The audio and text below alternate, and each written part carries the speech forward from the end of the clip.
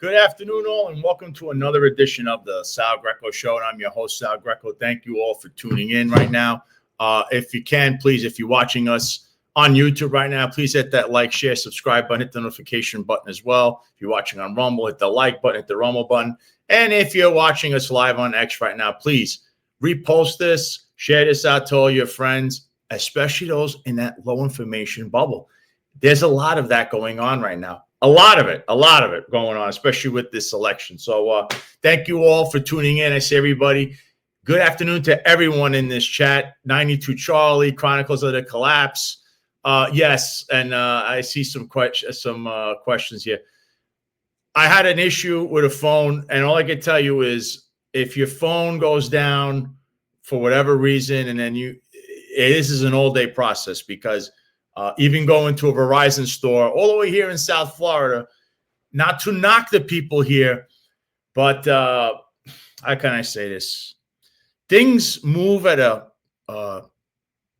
turtle's pace, I'd say. So, unless you're on top of everybody and everything, it's gonna be a long process. So that's the best way to describe it. But a shout out to producer Jack Stern and Marlon Bethel for stepping in and pinch hitting off the bench. Not to steal a former disgraced Chiefs line, but we have a deep bench. So, yeah. But that's what happened on Tuesday. But thank you all for tuning in and watching them, as I think they did a really good job filling in. But the number one news right now has to be this election. Early voting's already taken place, okay? So by the numbers I have here, 372,000 people already voted, okay? There goes the numbers. 111,000 in Manhattan, 31,000 almost in the Bronx, 117,000 in Brooklyn, 85,000 in Queens, and then 27,000 in Staten Island. The polls you keep seeing about, you keep reading about, are not indicative of this. These are things from the past. Nobody has actually asked these people, which is what they call an exit poll, what were you voting for? Who did you vote for? Why'd you vote? What are your concerns as a voter?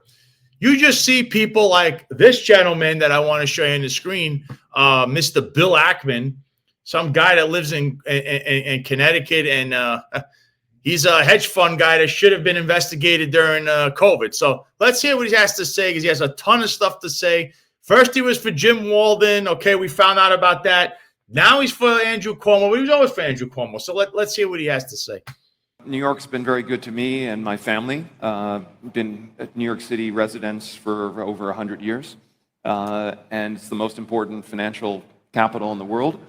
And I think there are having a socialist mayor, I think, would be catastrophic for New York. While he's correct, as we saw from the survey, affordability is the number one issue, actually, for many people in New York City. He's correct on the issue, but he's incorrect on the solution. All right, so who's going to win the mayor election? I actually think we have a shot of Cuomo winning the election, but we have to have everyone on this panel tell everyone who works for them to show up on election day or before. It's a critically important election for New York. New York's been... He has no shot. Bill Ackman has no idea what he's talking about. I don't tell him how to do hedge funds. You don't tell me who to vote for.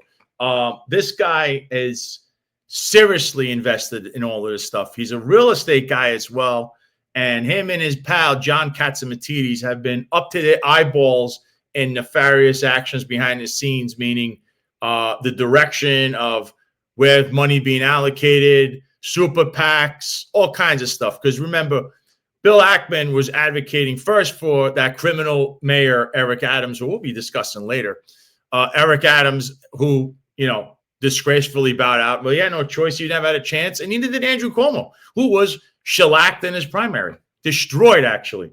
And speaking of Andrew Cuomo, he was on Stephen A. Smith, someone who he is a Democrat himself, okay, and he has a lot to say. He's a guy that knows a lot more about basketball than politics. But let's hear what Andrew Cuomo had to say on Stephen A. Smith. It would be the death. It would be the death of the Democratic Party. The Republicans are licking their lips hoping this kid, Mamdani, wins because they can pick him up and carry him around the country and say, here's the Democratic Party, 34-year-old, never had a job, wants to decriminalize prostitution, doesn't like the police, defund the police, abolish jails. Literally a socialist, anti-business, anti-corporate. Government should control the means of production. That's what their first motto. That's Marxism. So this socialist wing wins, the Democratic Party dies, in my opinion. It's funny he says that because he's the guy that was anti-small business. Remember, he told you you couldn't keep your stores open during COVID. He's the guy that put in cashless bail. He's the guy that put raise the age.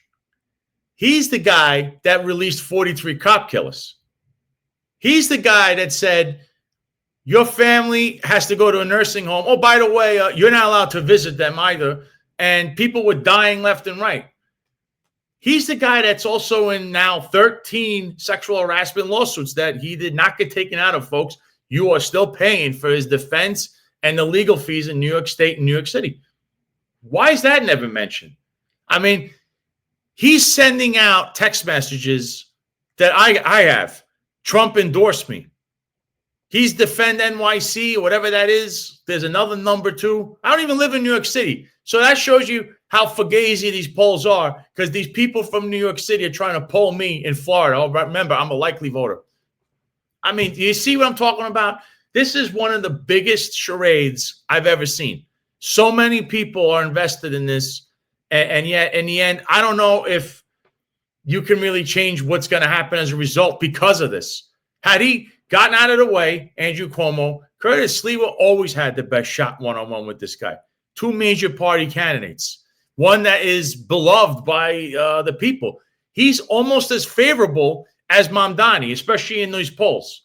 You know who's not? Andrew Cuomo. He's out of one of the last ones, 54% of the people. It's always between 50 and 60% unfavorable.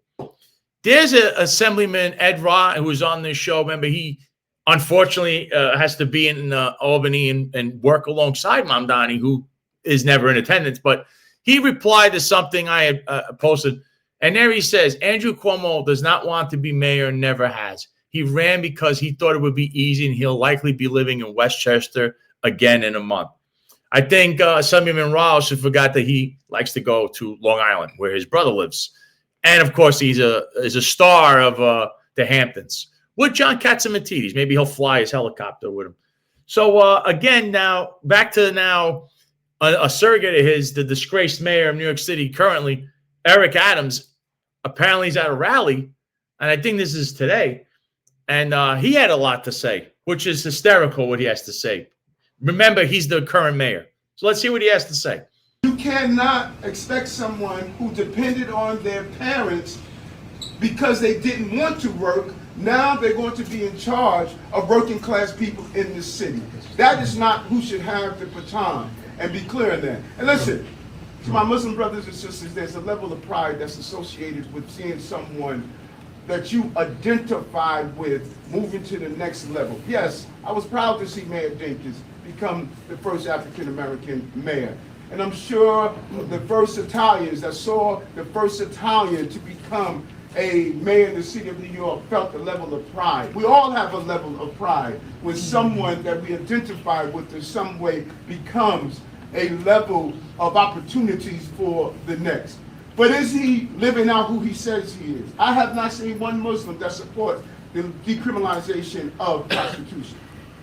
I have not seen one Muslim who supports some of the philosophy that's coming out of the DSA. We're not only running against Zoran. Let's be clear on that. We're running against a socialist organization, and many of those from the African diaspora came from places where socialism existed. It never worked then. It's not going to work now.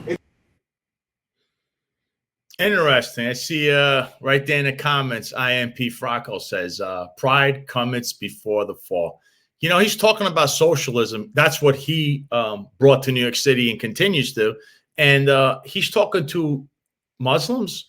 He just got sued yesterday because of the violent, disgusting comments that he's made about Muslims while he was at City Hall. And apparently he got taped. Yeah, that's Eric Adams is the gift that keeps giving. And since Cuomo even accepted his endorsement, I believe he dropped even further in whatever chance he had by aligning himself with that anti-Semite right there, Eric Adams.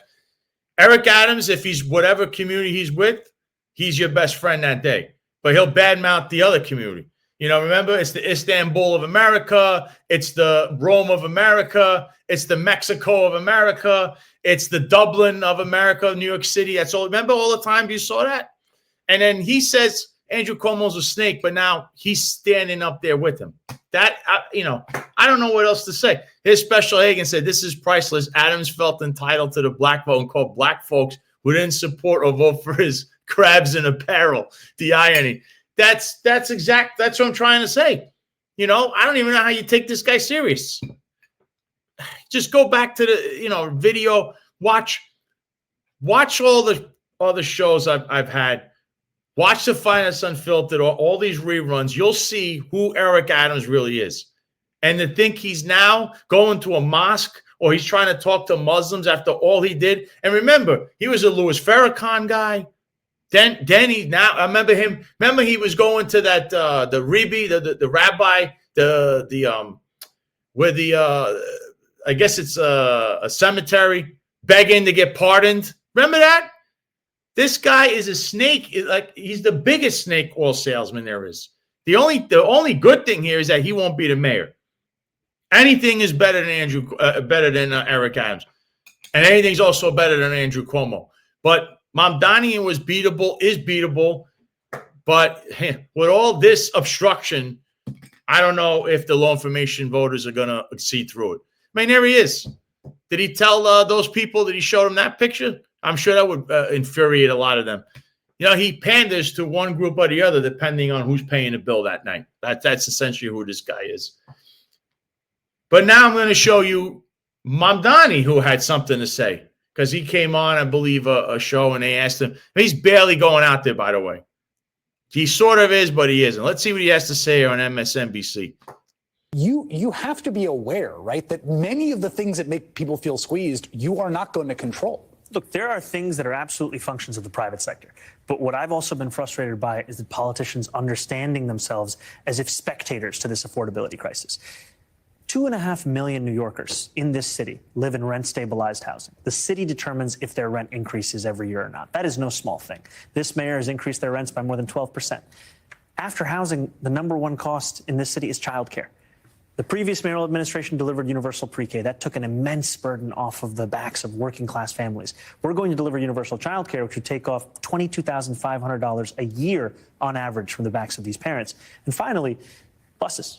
$2.90. Doesn't sound like that much, but in this city, 1 in 5 New Yorkers cannot afford that. I give these to you as concrete examples because it's not about mimicking the manner in which Donald Trump set out to deliver or never deliver these promises. It's in fact about diagnosing this problem and then delivering on it. And these are clear ways that government can intervene and do exactly that.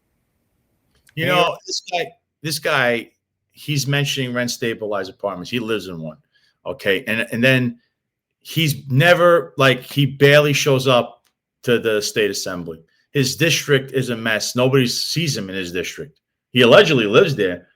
I think this guy is flying around the world and enjoying his time as who he is because his family's wealthy. And does he really need this? No. Let's be honest. Does he need this job? I don't think so. I think he's well off on his own to, and he could, like, not be a politician. And the reason he's an empty Sousa politician is just to have, you know, something else on your resume. Oh, look at me. You know, now if he's going to be the mayor. And I'll tell you this. Recently, you're starting to see now they made a criminal referral on him for his campaign finance violations, which we've been all over on this show. The three things that stick out with Mamdani. Number one, he's barely shown up to a job he was elected to do as a state assemblyman for his district. The 114th precinct has many issues, you know, public safety wise, and he has no answers to that. He doesn't draw up legislation. The only legislation he seems to write is about transgenderism in schools and a street naming in Boston, New York, which has nothing to do with his district, which is in Queens. Okay. As an empty suit, he is unqualified for any office. He has no track record, even though he should after all these years in the Assembly, because he's never proposed anything. He has the lowest attendance record. So he's doesn't care for the job. He's very good at the word salads because, you know, as somebody who came from the entertainment business, you know, former rapper or whatever, he knows how to, you know, play the role in front of a camera, which he's good, like you saw there. But again, there was nothing of substance there. A lot of word salads. I don't know how I'm going to implement anything, but I'm triggering what you want to hear. And you're dumb enough, hopefully, to say, yeah, he's my guy, without saying, wait a minute, how are you going to get that done? And then finally, the campaign finance issues. Okay. I look at this. One of the returns from the latest filing period went to Ada Diaz Ahmed, a Dubai-based investor who had donated the maximum $2,100. This is starting to fall into play because straw donations, 8-to-1 matching in his campaign finance report. There's a lot of straw donors there. Sam Antar has laid this out, whitecollarfraud.com. That's where all of this has really stemmed from. There's 501c3s, profits. They're the ones, and they control about 17% of the business in New York City now. They're the ones funneling money through these straw donors to his campaign. Then you have the foreign contributions, which is another problem. If anything's going to arise out of anything with this guy, that's the area to hit him in. He's an empty suit. He's done nothing as an assemblyman for 4 years. He's ignored his district. His track record would be atrocious. And by the way, he's committed multiple felonies right now. That's what he's going to be under investigation for. It's going to dog his whole mayoralship if he wins. That's what you're voting for. Not, oh my God, we need Andrew Cuomo to stop Sharia law and terrorism that's all over the city. And oh my God, they're coming to Crown Heights to burn it down. What? Who's telling you this? Has this guy ever said that? By the way, I saw, and this is where you really get anti-Semitism. There was a video I saw of Muslims praying in a park. That's a call to prayer. You may not like that or whatever, however you feel about that. I've seen that for decades in New York. Just like if Catholics go out and pray in a park, okay? Seeing that scene has been a recurring theme in New York City, whether it's Brooklyn, Queens. You're making this about a religious thing and not about substantive issues, which is why more people are flocking to Zohar Mamdani. Not because of any, he has some great policies. You are demonizing a guy using religion when, what does that have to do with any of this? Really, Sharia law is going to be implemented. I got to see. I guarantee you, if this guy's the mayor, be the first guy to say, "I'm going to go after whoever," well, whatever you have, because city council and all these state and state legislators don't have any laws on the books, or they don't want to implement any laws and turn back the clock with cashless bail and stuff. But of course, he's a state legislator and he's done nothing. He hasn't presented any laws. So you're in a recurring theme, but to make things about religion and fear-mongering and gaslighting, that is why if the end result is this guy either squeaks by or wins by a hefty margin, you will all have to look in the mirror, because it's ridiculous to be fear-mongering like this. It really is. You have substantive issues that voters care about, which nobody's polling them on right now, leaving the exit polls, but you're talking about Sharia law and terrorism's everywhere, and oh my God, they're going to burn this neighborhood down, they're going to do all this stuff. Yet none of that is true. Affordability is a problem. Public safety is a problem. People can't buy a loaf of bread. People looking for jobs. Now you got these SNAP benefits about to expire because the government is on a shutdown. That's what people care about. They don't care about this other stuff, because whatever's in London, that's a whole nother country, which has a whole different set of laws. Here, there's a constitution people must follow. Whether you're the mayor, you're the guy that works under the mayor, you're the governor, whatever it is, you have to follow these laws, or you might end up in the crosshairs. And when you get indicted, though, you can't say, oh, it's political, like Letitia J. Oh, it's political what I'm doing. Because what she did wasn't political, right? Chasing down Trump for nonsense. And look, this is a commercial, I believe, from Andrew Cuomo.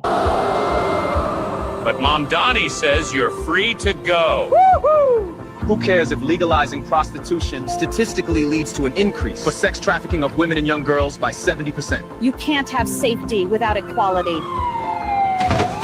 For unlawful abiding citizens like us, globalize the intifada. I'm a criminal. I'm a criminal. I'm a criminal. I'm a criminal. Yep. I'm a criminal. For Zoran. For Zoran Mom Donnie.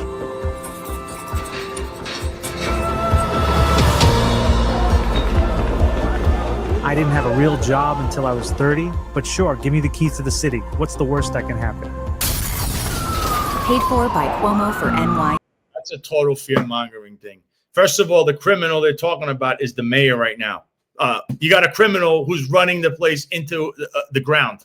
You know, this guy is actually right for once. AI advertising. Wow, it is, and it's complete fear-mongering. Listen. You beat people in politics by substantive issues. When Donald Trump, President Trump, was running his campaign against Kamala Harris, he started in with, she's not Indian or she's not African American. Remember that? And people were getting upset because they just want to know about issues. A real voter wants issues. I don't care about your religion and race. What are you going to do for my livelihood? How's it going to affect that? I understand some people are worried about, I saw someone in the comments, the World Trade Center. Yes, something happened in 1993 and then in 2001. For the last 24 years, nothing has happened. There hasn't been anything. Things have been thwarted. There's always going to be some kind of criminal element in society. That's just the way it is. I'm sorry. You wake up, nothing's going to be at 0%, right? You can't stop every single little thing because people have rights. Because if you remember, and it's funny because this guy came out and endorsed Andrew Cuomo himself, Ray Kelly. You illegally spied on people. That cost taxpayers. I think they're still paying that bill. And you stop questioning first people. You abuse that. That's Ray Kelly's legacy. As great as he is on one end, that's the negative. The negative costs a lot of money, though. So now that you're saying Andrew Cuomo, I mean, I don't know what to say with that because I thought you were a Republican. But this is an entire game, people. It's high stakes like poker, high stakes running around, on a horse, like a horse race. And that's what's going on here. Lone silences, the fear-mongering works on the low information Gen Z, but the substantive issues are what works on the other voter blocks. That's correct. And I know, Samarico, you can't have a mayor who supports terrorism. Where has he ever said that, though? See, that's what I'm saying. You can't label a guy because I was a victim of this. I saw he took a picture with that imam guy. He was an unindicted co-conspirator, by the way. I don't know how unindicted co-conspirator and why, what was his prison sentence. And Curtis Leawood took that guy on in the media years ago. Mamdani took a picture with the guy. Now, I don't know if he knows him. He took a picture real quick. That's guilt by association. That's exactly what happened to me. Because other than taking a picture, how well does this guy know him and what is their business together? You could ask him that, but if it's just one picture one time, look, he's taking pictures with these guys. Does he know these people? I don't know. You could laugh and say, oh, well, he took a picture with this guy. This guy's an idiot, or I don't like this guy. But that's guilt by association. This isn't how cops and Eric Adams can hang around with a criminal up at the Conso Frito where there's rules that you can't be doing that.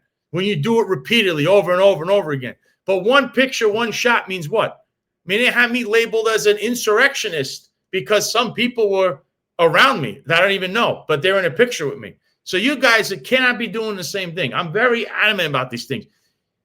You need to keep everything in the middle in order to move forward. If you're slanted either way, everything's going to fall apart.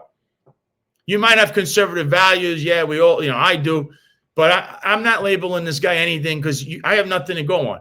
There's groups, okay, the car group or whatever. Well, prove it. You're going to have to try to indict this guy on something. Don't just say it, prove it, you know? And the only thing I can prove is that you have foreign contributions in this campaign, and the more you dig, you might find something that's far worse. That's the string you pull. Not Sharia law is here, London is here. None of that. Is that happening? Because I see New York City in shambles right now under the guy who's running it.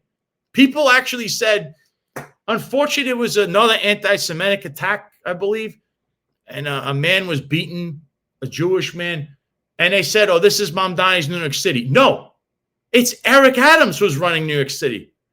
I mean, just that's the kind of stuff I'm talking about. It's gaslighting.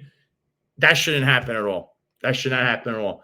And one thing I'm proud of is someone who's always on the show and in the comments, and that's Special Hagen, who is she's a lawyer. She's a friend of the show's. She's very much big, you know, like she's had a moment where she says, watching this show and watching the Finest Unfiltered really educated her on a lot of stuff politically.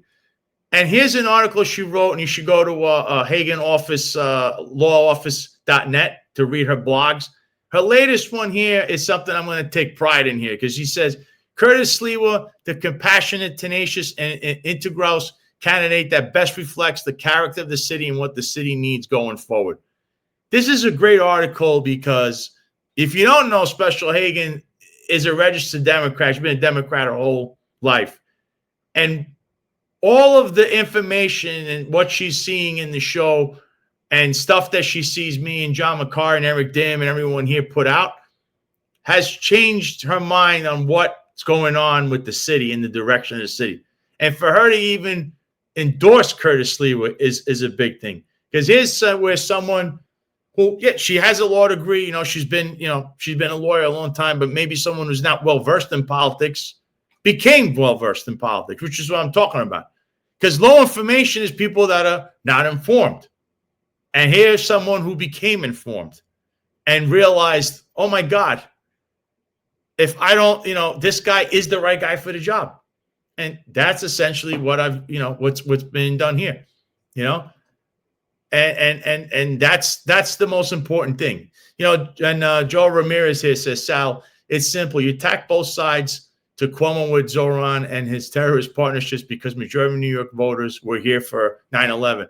Actually, Joel, the demographics have changed drastically. I believe you only have 27% being Catholic.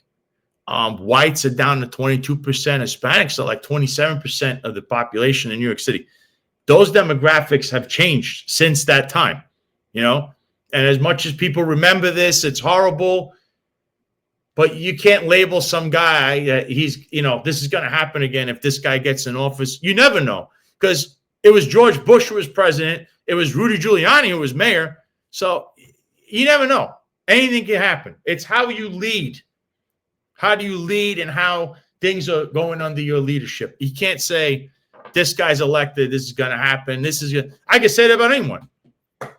Hey, Andrew Cuomo gets elected. The guy, first of all, Andrew Cuomo is a socialist, okay? The original socialist who's destroyed the state, destroyed the city, and that's the reason everything is in the shape it's in. It's not just because of who you may elect now as mayor. He set the table, and Eric Adams was putting all the forks and spoons down. So the next person that's in, as long as they're a Democrat, will finish it off. That's the point. Doesn't matter. All three of those guys are the same person. I've been saying this over and over again. The problem is when you fearmonger, you will create a straw man out of nothing, which is what Mamdani has become. He's literally the face of the Democrat Party because Republicans, social media influencers, alleged #1 radio hosts have made it that way by constantly saying, this guy is this, he is that. You know what he is? He's an empty suit politician who hasn't done his job and is now accepted foreign and straw donations into his campaign, which is a felony and it should be looked into. That's a fact. Everything else is noise because I don't know if we could prove this. It's a lot of noise, just like polls. Registered voter, verifiable. Likely voter, I could just sit in the corner and hand out straws. Hey, what do you think? What do you think about this? I don't know who you are. You say you're this. I can't verify it, but I'm going to write it down anyways as the gospel. That's what you have. It's the charade, folks. It is, by the way, these are the Nielsen ratings, which itself has a lawsuit from Cumulus suing him saying the Nielsen ratings are fugazi. Do you notice all these radio stations here? Look at where WABC is, Red Apple Media. Look at that, 4.3, 4.2, 4.1, 4.0. But I believe they're ninth in these ratings. But there are people that'll tell you they're number one. I don't know where they're number one at. Maybe number one in their own mind. You know, that is definitely not the truth. All I'm saying is don't be misguided by what you're hearing and what you're saying. Verify facts. I encourage everyone, just go and vote. I endorse Curtis Sliwa. Many people I know, they're out there right now voting for Curtis Sliwa. He's got a huge ground game, a huge groundswell. Win, lose, or draw, this guy has completely poured his heart and soul into this, working like an animal with like thousands of volunteers, 20,000. He's got a lot of volunteers knocking on doors. I would go and vote no matter what happens. Don't let these people take your voice and everything from you. And the fear-mongering.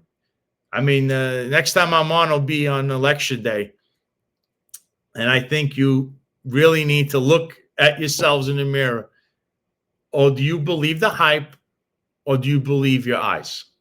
Do your eyes lie, or are you just going to go on what you're hearing? They're telling you the truth. Let's not even verify it. Yeah, likely voter. That's it. Yeah, I'm likely. So is that homeless guy that nobody knows. He's in there saying, yeah, Cuomo. We don't know who he is. Definitely hasn't voted in years, but that's a likely voter. Let's get a bunch of these guys to say Cuomo, and we'll write this down. Just know that you have to spend millions of dollars and spend a lot of time to make a real poll and verify everything. These are snap polls. They're just doing it real quick. They throw a couple thousand together, and there you go. Yeah. The guy in the corner is likely. He says he's an independent. Yeah, that's what he said. Just write it down, independent.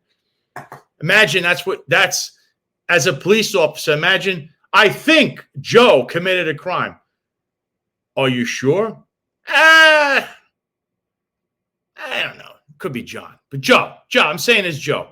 Imagine that. You're taking away people's freedom based on, I think, I know, it's a hunch, which is what a likely poll is.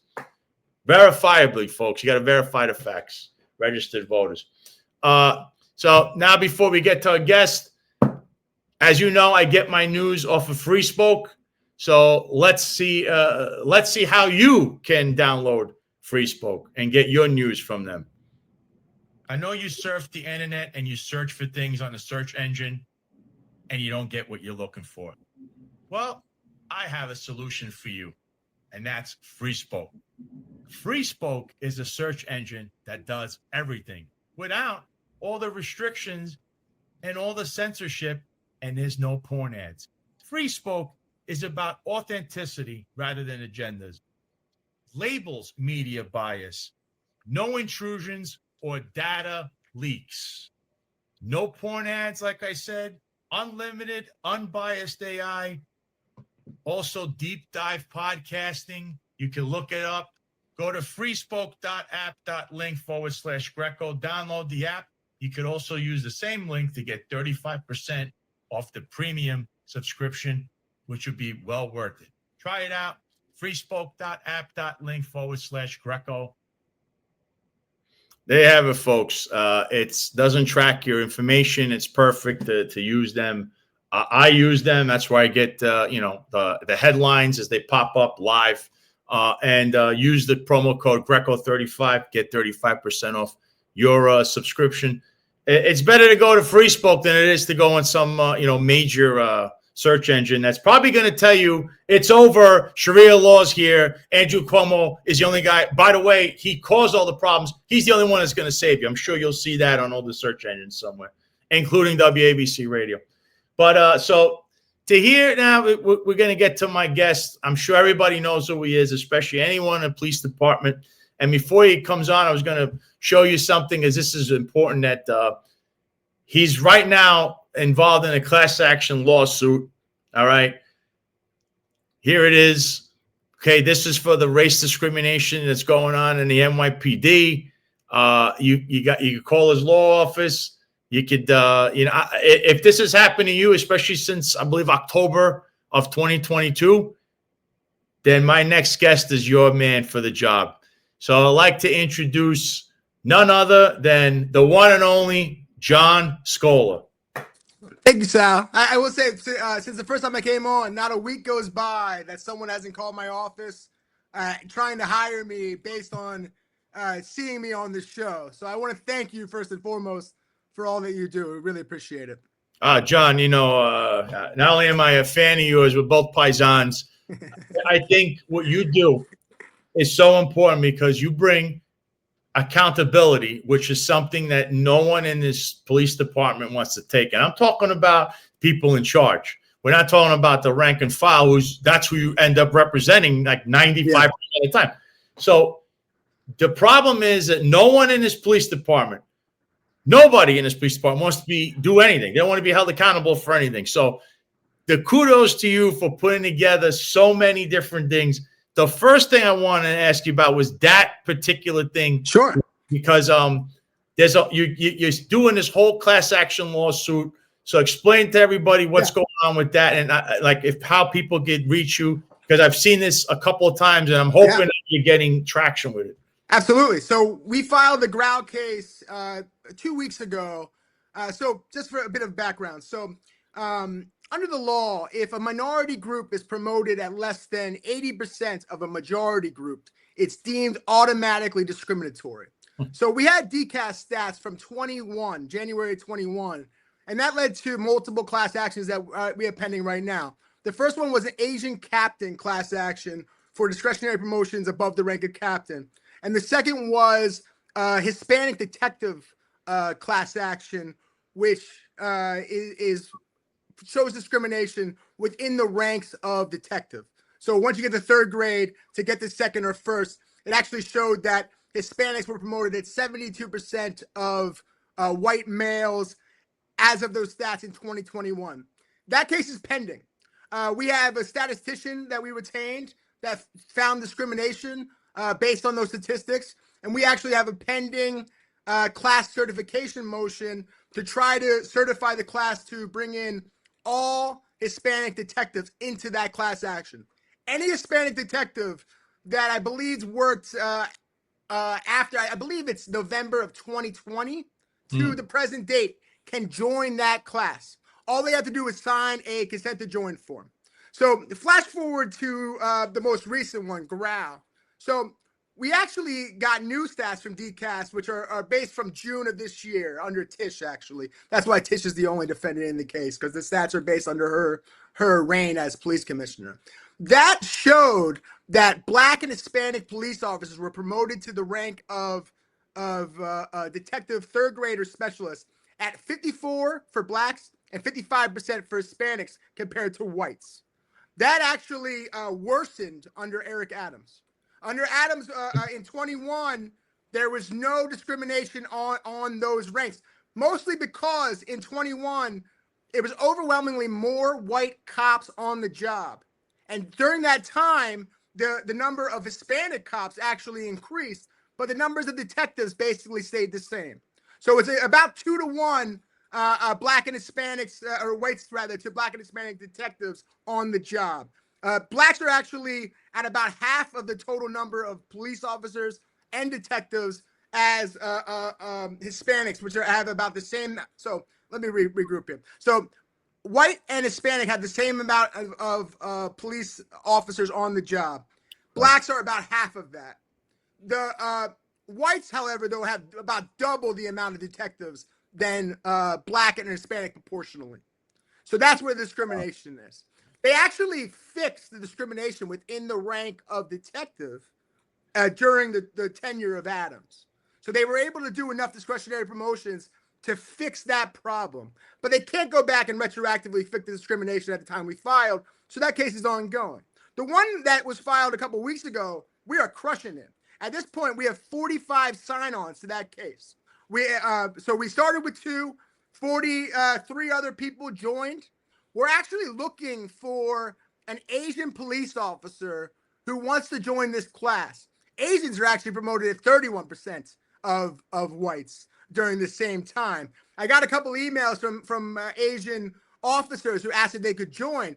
We just need one to join, and then it will open it up to everybody else. The reason why we need someone of Asian rank is because we need what's called standing in order to bring the case. And we can't just grab another ethnic group without a representative in the class. As soon as we get the one, the stats are there. We can just include you. Now, the reason why this case is, why we'll win this case ultimately, is because it's based on the stats across the board in the NYPD.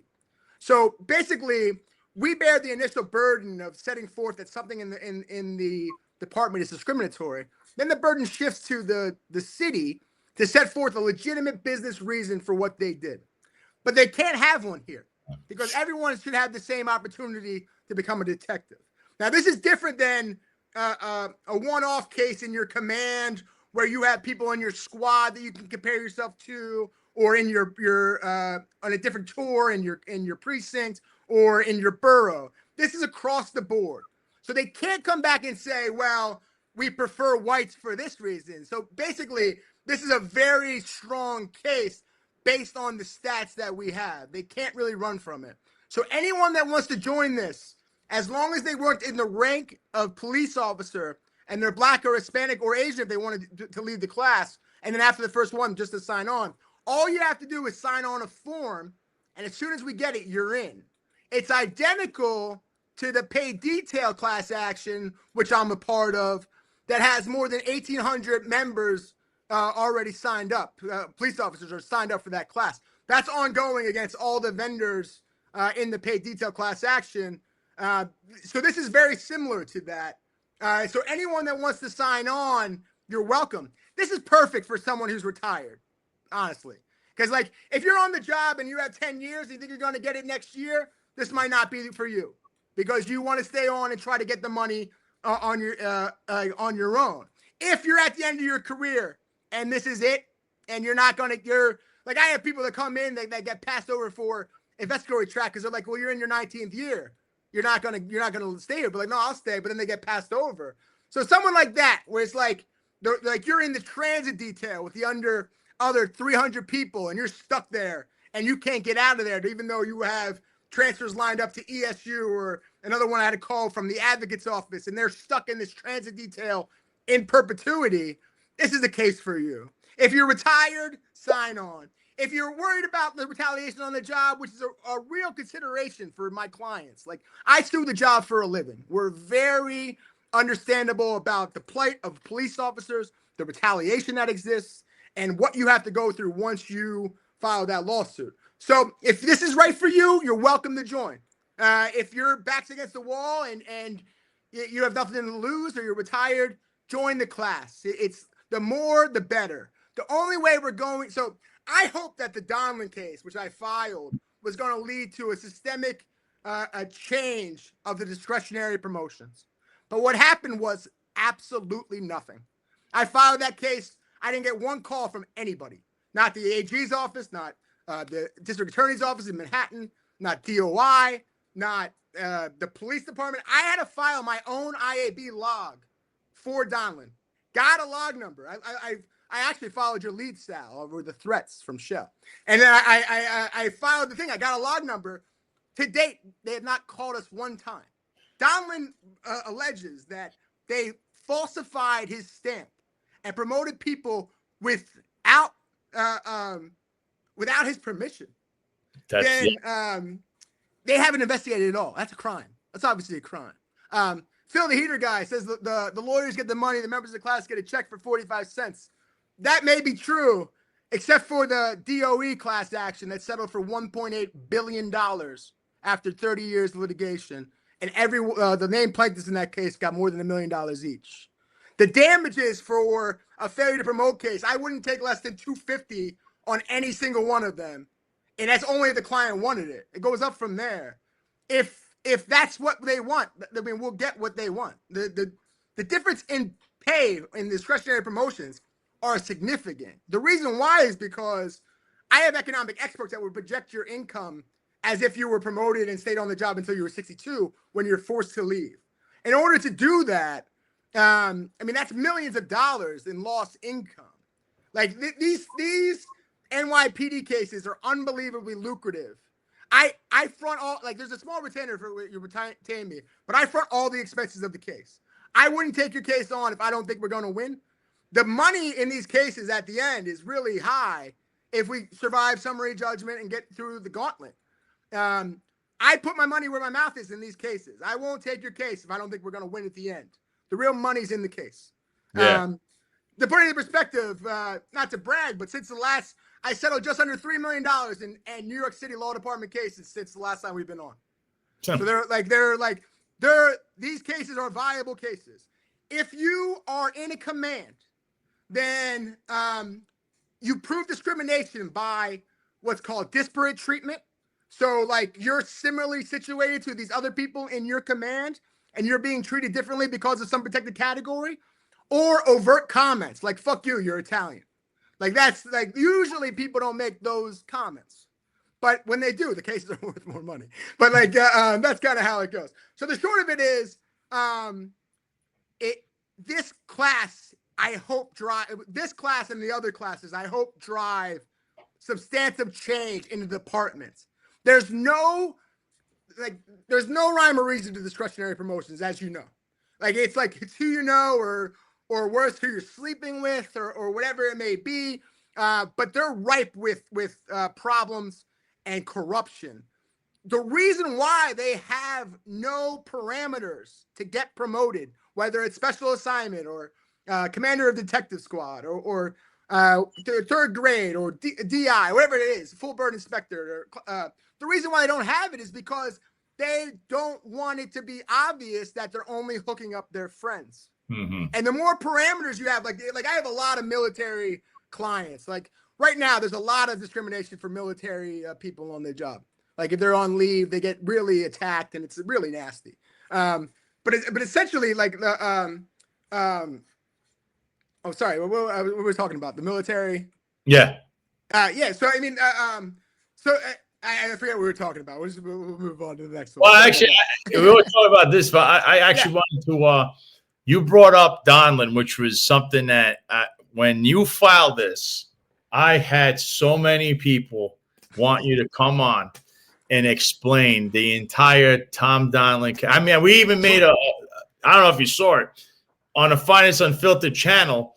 We actually had a video. I believe we had like an AI Barack Obama actually talking in the whole lawsuit. He read it out. So, oh wow, yeah, I gotta know what's going on with that. And again, because you were right, you're talking about the rubber stamping of with Tom Donlin's signature. I know the person I believe that did that, and now they're running around with a certain disgraced former chief as well. And this is, people to understand.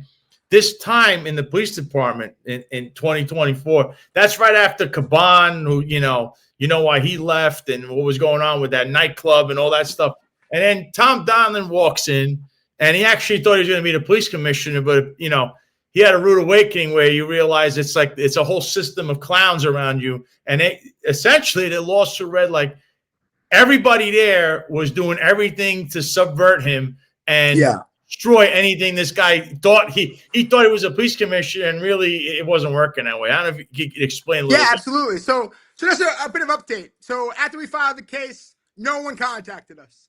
Thereafter, Mayor Adams, he lied about Donlin being cognitive decline, just a flat out lie that was originally started by Shepard on Pix 11 and then picked up by Adams. And then we filed obviously a notice of claim for defamation. So that's we don't take that line down. We're gonna win that case. There's no truth to that whatsoever. Thereafter, though, we served the city. The city quickly agreed to rep all the individual defendants, even though they're accused of crimes in the complaints, and they moved to dismiss the case. We, as expected, but we opposed it. We feel very strongly about the case, and that motion is currently pending. So I'll just to kind of. And I had just come on your show. That's why we were delayed. But I can't get too much of a good thing here, Sal. So essentially, Donlin was doomed from day one. The first day he comes in, he tries to get a rein in on the social media stuff, with Shell attacking you guys and attacking judges, and Shepard attacking. He's the one that actually attacked the judge, and Kaz going after everybody online. Day one, he tried to rein that in. Within an hour of that meeting, Shell, Kaz, Shepard, and Madry all go to Adams behind Donlin's back, and then Adams calls Donlin and goes, "You can't discipline these guys. They're keeping crime down. These are my best guys." And Donlin's like, "These are your best guys?" Like it's just like it boggles the mind. Thereafter, Shepard and Saraceno pull his security detail aside and tell them, "Look, if you do anything for Donlin, we're basically going to end your career. If you need anything, transfers into this unit, overtime, any benefits, you come to us." And it basically just undermined the police commissioner immediately. Donlin subsequently confronts Saraceno on that, and Saraceno goes, "You're only the interim commissioner," which is like unbelievable. The paramilitary structure only applies if you're not juiced up and connected to Adams and Madry. They'll use it as a sword or a shield, depending on who you are. But like, can you imagine like telling Bratton that? Or like, it's unheard of. So basically he's neutered from day one. And then thereafter, it just keeps getting worse and worse and worse. Shepard promotes himself. Donlin's actually tipped to that from another chief and who tells him about it. And then Donlin confronts Shepard and he basically insinuates that Adams was the one that promoted him. So then Donlin goes to Adams, and Adams says, "No, I didn't promote him." And Madry confirms that Adams didn't promote him. But none of this is investigated. Who knows what actually is going on? It's really crazy. And then flash forward to the promotional list. So basically, Donlin has people that he identifies that want to get promoted. Each month, those people are removed. It's so bad that Donlin even says it like the second month, he goes, "Are my people going to actually get on this time?" And they're like, "Yeah, they will this time." This is Marino, the one that controls the stamp. So flash forward, basically, they don't ever promote any of Donlin's people. Donlin even has transfers that are overruled by Shepard. I actually have a client that was pretty connected, and he befriended Donlin and got some transfers on through Donlin. And then got him removed by Shepard and had the juice with Shepard to get his people back on, like afterwards. And it's just like, it's nuts at what's going on in the police department. It's way worse than what you've known. We'll see what happens with the election, but I think the police department would have gotten taken over no matter who wins because of these ongoing investigations. I fully expect Banks and Pearson to get charged. I don't think that went away. I think it got delayed because of the election. And that's all related to the Donlin case, because I always say that Pearson crawled so Madry could walk, basically. Because when Madry picked up the ball, it just kept going. I don't know what's going to happen with Madry and that investigation with the overtime codes, but we have it on pretty good sources that they were calling down the special ops, getting the codes on a daily basis, and using them for fraudulent overtime. Oh, now we'll see what happens with that. But we'll see what happens. I mean, there's a lot going on here, but basically it's all at the heart of all of this is the discretionary promotions and these connected people that really pulled the strings to these promotions behind the scenes, rewarding bad actors. And that's the catalyst for these class actions. It's just, there's no rhyme or reason to it. Oh, I remember my train of thought. I have clients for the military, and in the military, you have to hit 10 boxes before you get promoted. If you hit those 10 boxes, it doesn't matter if you're Black or Hispanic or Asian or whatever, you get promoted. But they don't have those in the police department purposefully. And that's because they don't want to reward people based on merit. None of this is about policing. None of the NYPD is based on law enforcement. It's a connected few that are in power that manipulate the system in order to stay in power. It's just kind of how it goes. I mean, So, That's what so the Donlin case, I mean, the discretionary promotions that happen under Donlin are really eye-opening because he's not the one in charge. By statute, he's the one in power. So essentially they're violating the statute that affords the police commissioner the legal right for discretionary promotions. That's in the city charter too. He's supposed to have this authority as a police commissioner. Yeah. It's an administrative code. It's a statute. Essentially, anyone he wanted promoted or any transfers he wanted were getting denied by the Crumbs crew, who was really running the entire department this entire time, whether it be any of the clowns, Kaz, Tariq, Shell, Eric, Kinsella, whoever it is, whoever person you want to put up there, Caban, all these people were doing. And then the thing is we don't know how long this was going on for, because this system, I read somewhere in his lawsuit, I think Donlin was saying like they told him like this was in place under Caban and never changed, even though he's the police commissioner and he's still doing things like the other police commissioner. Essentially, that's what's going on here. Yeah. So we know that this stuff happened under Sewell because it was reported in the Times that she left because she couldn't discipline people properly, including Marjorie, and she couldn't put her people where she wanted to. I know from Chief Mamara's case that when he ran the Municipal Services Assessment new agency under Adams, when he first got brought in, he spoke with Bernie Adams, the mayor's brother, and he told him directly that Banks is responsible for discretionary promotions of captain and above, and Pearson is responsible for lieutenant and below. And this I watched this played out. In one of my clients, Roxanne Ludeman's case, who is the main sexual harassment case against Pearson, she was on the NYPD list that came down to get promoted. Then it went to City Hall. She got calls congratulating her. Then Pearson removed her and then told my chief client, Marmara, if she wants to get promoted, then she has to be my driver.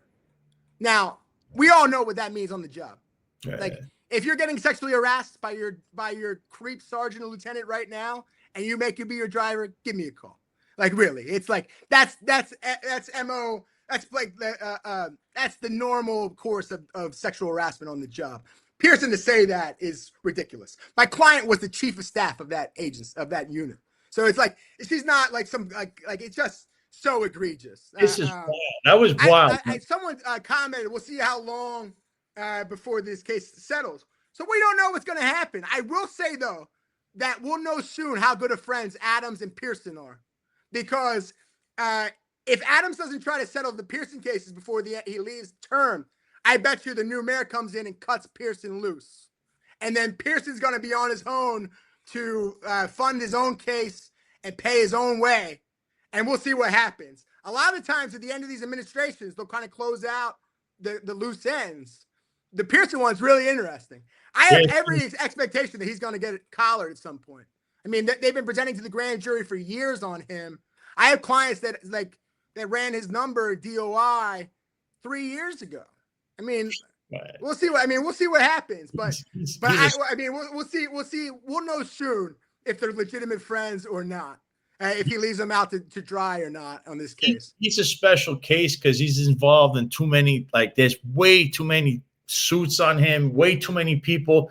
He has the other, that false arrest that he was a part of.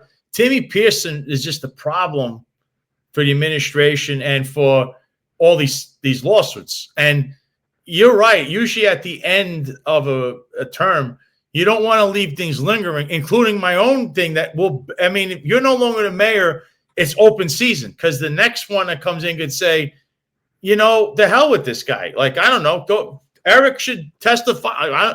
Now, I know you don't want to, set that as a precedent if you're the sitting mayor, but Eric Adams' legacy is going to be lawsuits that cost millions, probably hundreds of millions of dollars in total in legal fees and settlements. He's got it's ridiculous how many he has, more than any other mayor, I believe. And he's still fighting cases that really, the judge already said, you need to put these people back to work. All these people that were deemed you unconstitutionally took their job from them when they're in a pandemic. And he still fought that case. That cost more money to fight it than to hire these people back. And they have all these hiring problems in the NYPD right now. You could have veterans on the street. Instead, I don't know what point he's proven, other than he doesn't like to lose. That's his whole MO. He's the guy in the end that makes the final decision. Because like you said, he's going to say, oh, the law department told me to do this. That's the sword, right? That's the shield. And then I tell them what to do 5 minutes later. They listen to me. I'm the mayor. And then it's the sword. So he flip-flops depending on, what the situation is. But I got a question from Special Agent Few in regards to the Donlin case. Sure. Has the city filed a motion to dismiss for the Donlin lawsuit? Have you guys briefed it yet? Yes. It's fully briefed, fully submitted. Obviously, we opposed it. Their position was essentially that Donlin was the PC, so he should have spoke out more in that role. That's essentially what they're saying, which is like crazy because he tells Adams about it. He talks to anyone that would listen. Like, we didn't even mention the Tariq Shepard threatening to kill him at the marathon. Yep. And having to be held back by Kaz and Madry, who failed to report it. If you're a cop that's involved in an off-duty incident and you don't report it, you call me later because you're like, you get disciplined. You go to the trial room. Those are charges. You got to make the notification. But for whatever reason, there's different rules here for the connected people, as we know. Now, to your point, though, the real class action I think that's going to be coming, in addition to these other ones, which are a lot, obviously, is Pearson. We don't know about the selling of promotions, right? We've been hearing about that for a while. If they ever get collared for that, there will be a class action on that. I actually already started taking clients on it. I have like 6 or 7. But when that happens, there's going to be a due process class action that's coming if they were really selling the promotions. Because you have to, like, you can't do that. I mean, it's against the law. You can't, like, all these people are like, it seems like they're all perps. I mean, it's like, and to that point, I mean, Adams didn't really it seems like they didn't do background checks on any of these people when they came in to work for them again.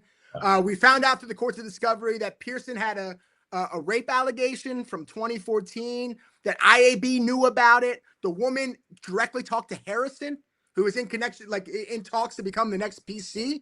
He apparently shook-canned it, as the job would say. And Banks knew about it and didn't report it. And then we find about it later. There's no investigation into Pearson. He's allowed to come in and sexually harass my client and then ruin the careers of 3 other men who stood up for that sergeant rather than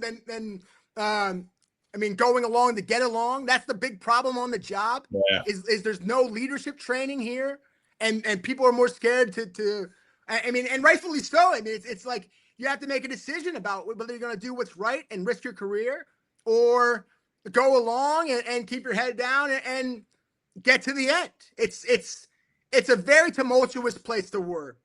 And a lot of people think that my clients come to me at the first sign of any type of problem or issue to sue. That's not what it is. What happens is they get backed into a corner, and it's their career or lawsuits. Like, Sal, you wouldn't have sued if you would have kept the job.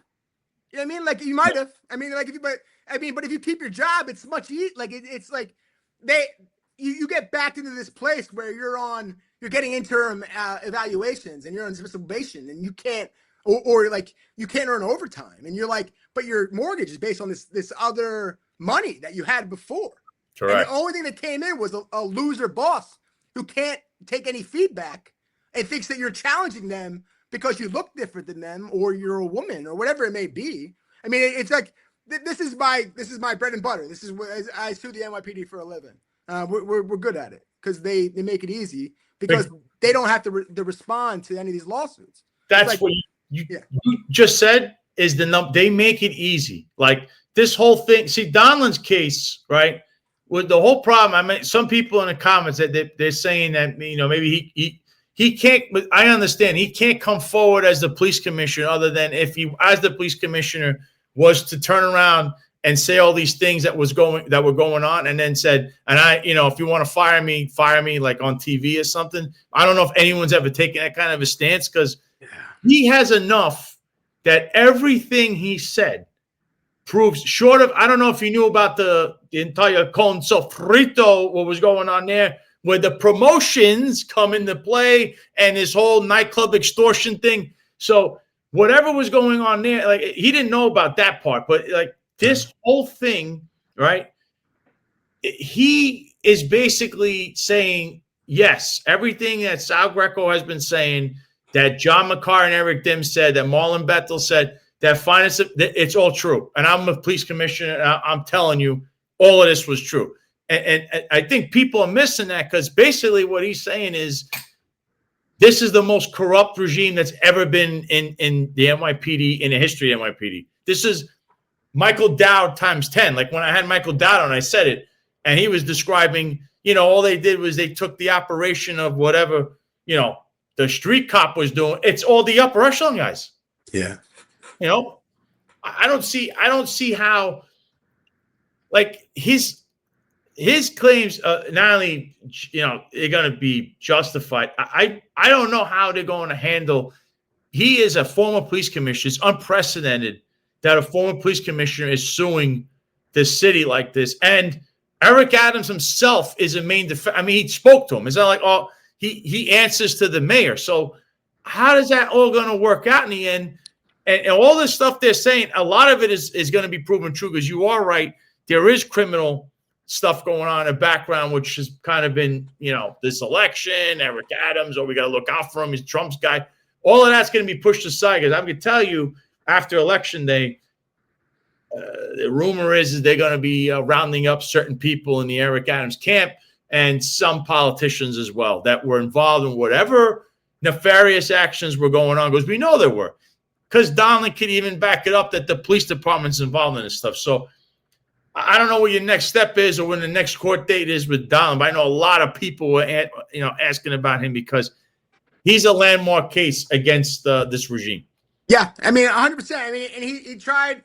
So he tried to navigate it internally, but what was interesting to me as someone who sues the job for a living is when he got into the position as police commissioner, he met with Michael Gerber, who's the head of legal. And Gerber told him to only keep like the 2 or 3 people. At the time, I got several calls from other people that got bounced out of Caban's office, and they actually wanted to sue Gerber, but they didn't really have a case at the time because it wasn't like they're technically related to Caban, but there's no arrest history association claim, so they didn't really have it. But I didn't even know this until Donlin retained me. So the people that the Gerber forced him to keep turned out to be spies for Madry. And the way that he knew that was he gave Saraceno fake information twice. And both times it came back directly from Madry. And he was the only person he gave it to. Like, he's not this senile person running like covert operations in the police department to try to find out who he can trust. This other woman that the sergeant that had to stay in his office, IT tipped Donlin to that she was spying on his schedule and altering it. This was ongoing. They're changing his schedule in real time, canceling meetings. There's an obstruction charge here. Like, I don't know why no one's calling. Like, it's interesting to me because from all accounts, Madry's being investigated actively by the feds. And Madry committed some crimes here. I mean, he promoted his own, but Saraceno was on the final promotional list within the rank of chief. Donlin didn't sign off on that. He knew he was a spy. I mean, like, there's no, there's that he never signed off on that. It's like, but they're not investigating this. Behind the scenes, the police department is telling them it's before Tish came in, so it's not a crime. If I killed someone before Tish came in, they're not going to investigate it? It doesn't make any sense. They're the freaking police department. Like you have to investigate crimes. Like I just it is mind-boggling. And then Mamdani said the other day that he was appreciative of Tish's quick changes in the upper echelon.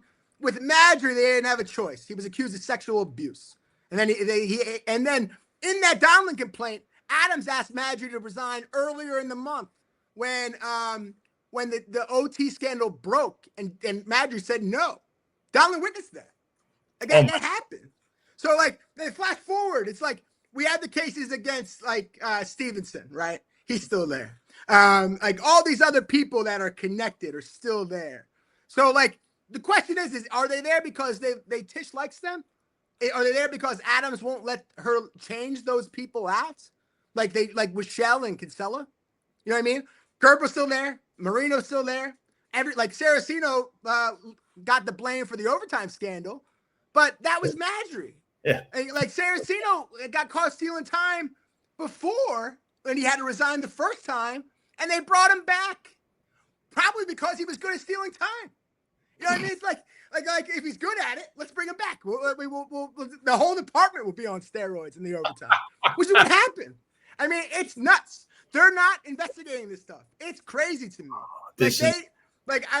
It seems like the directive is, Adam says, don't look into this. We need, I don't know. I have to figure out how I'm going to pay my legal bills. He might say, I don't know what he's going to say, but I don't know. But they're not investigating it. It's crazy. He didn't authorize his stamp to be used.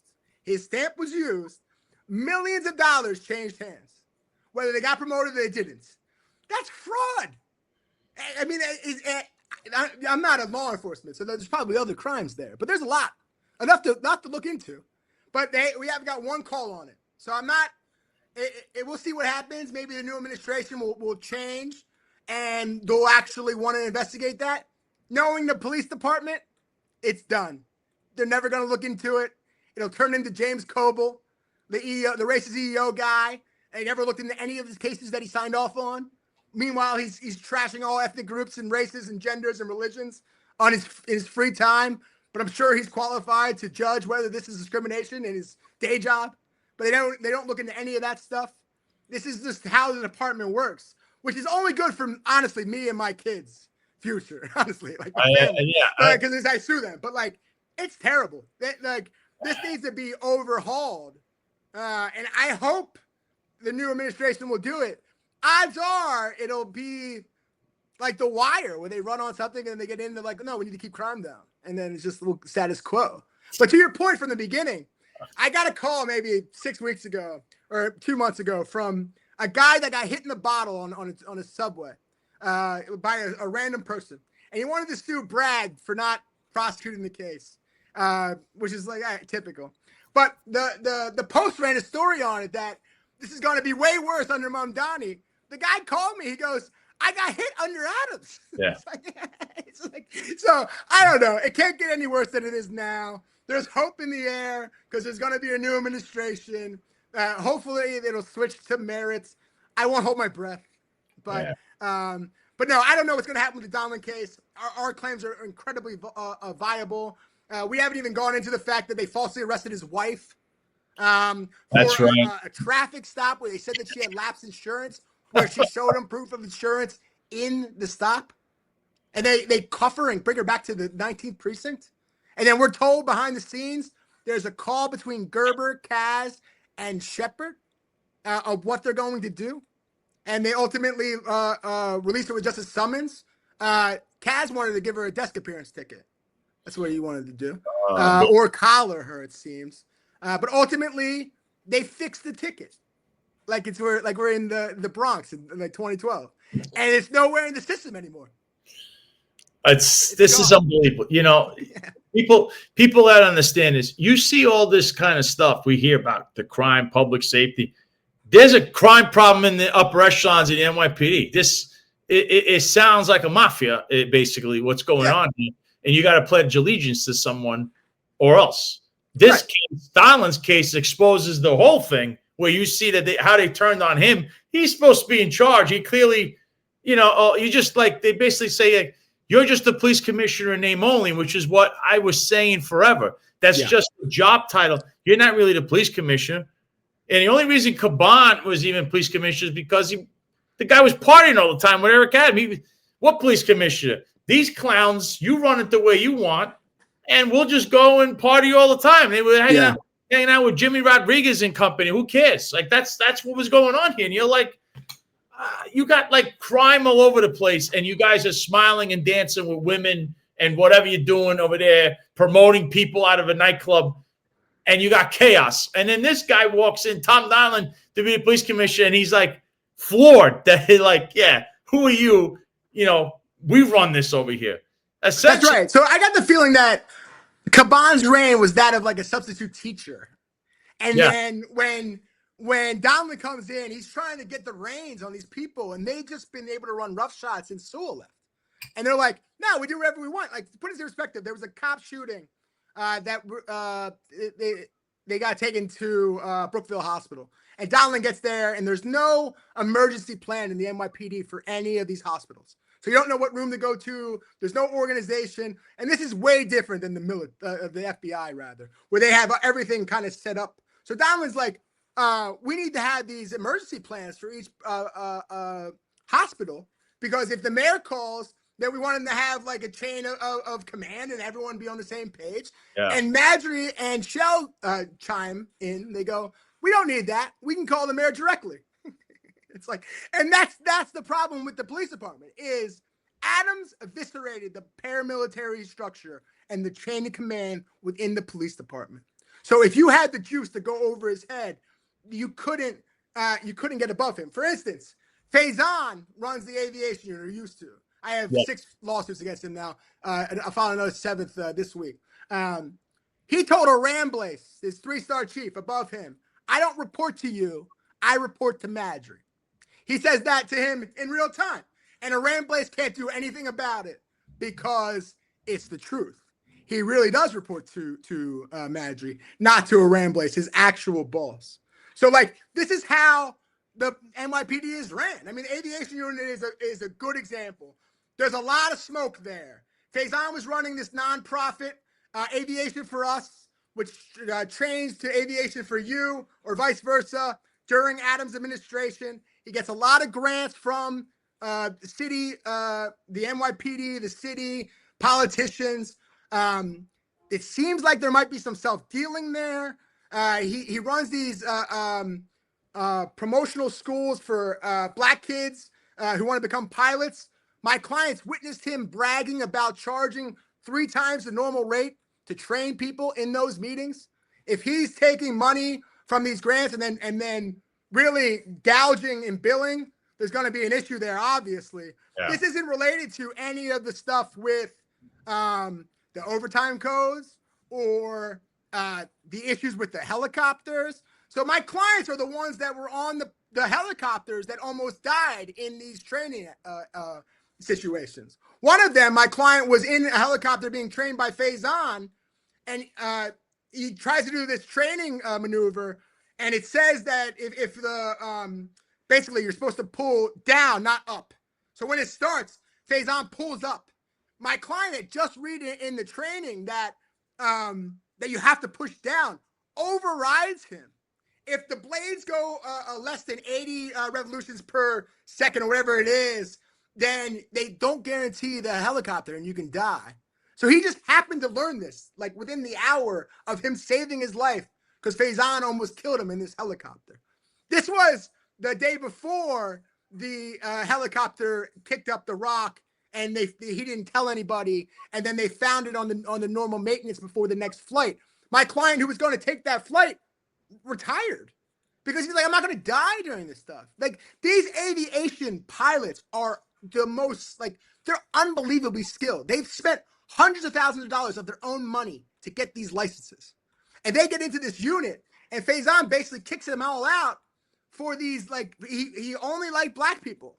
He made it about race, basically, and brings in these other people that are not trained, and then kicked out all these other people who are great pilots. So put this in perspective.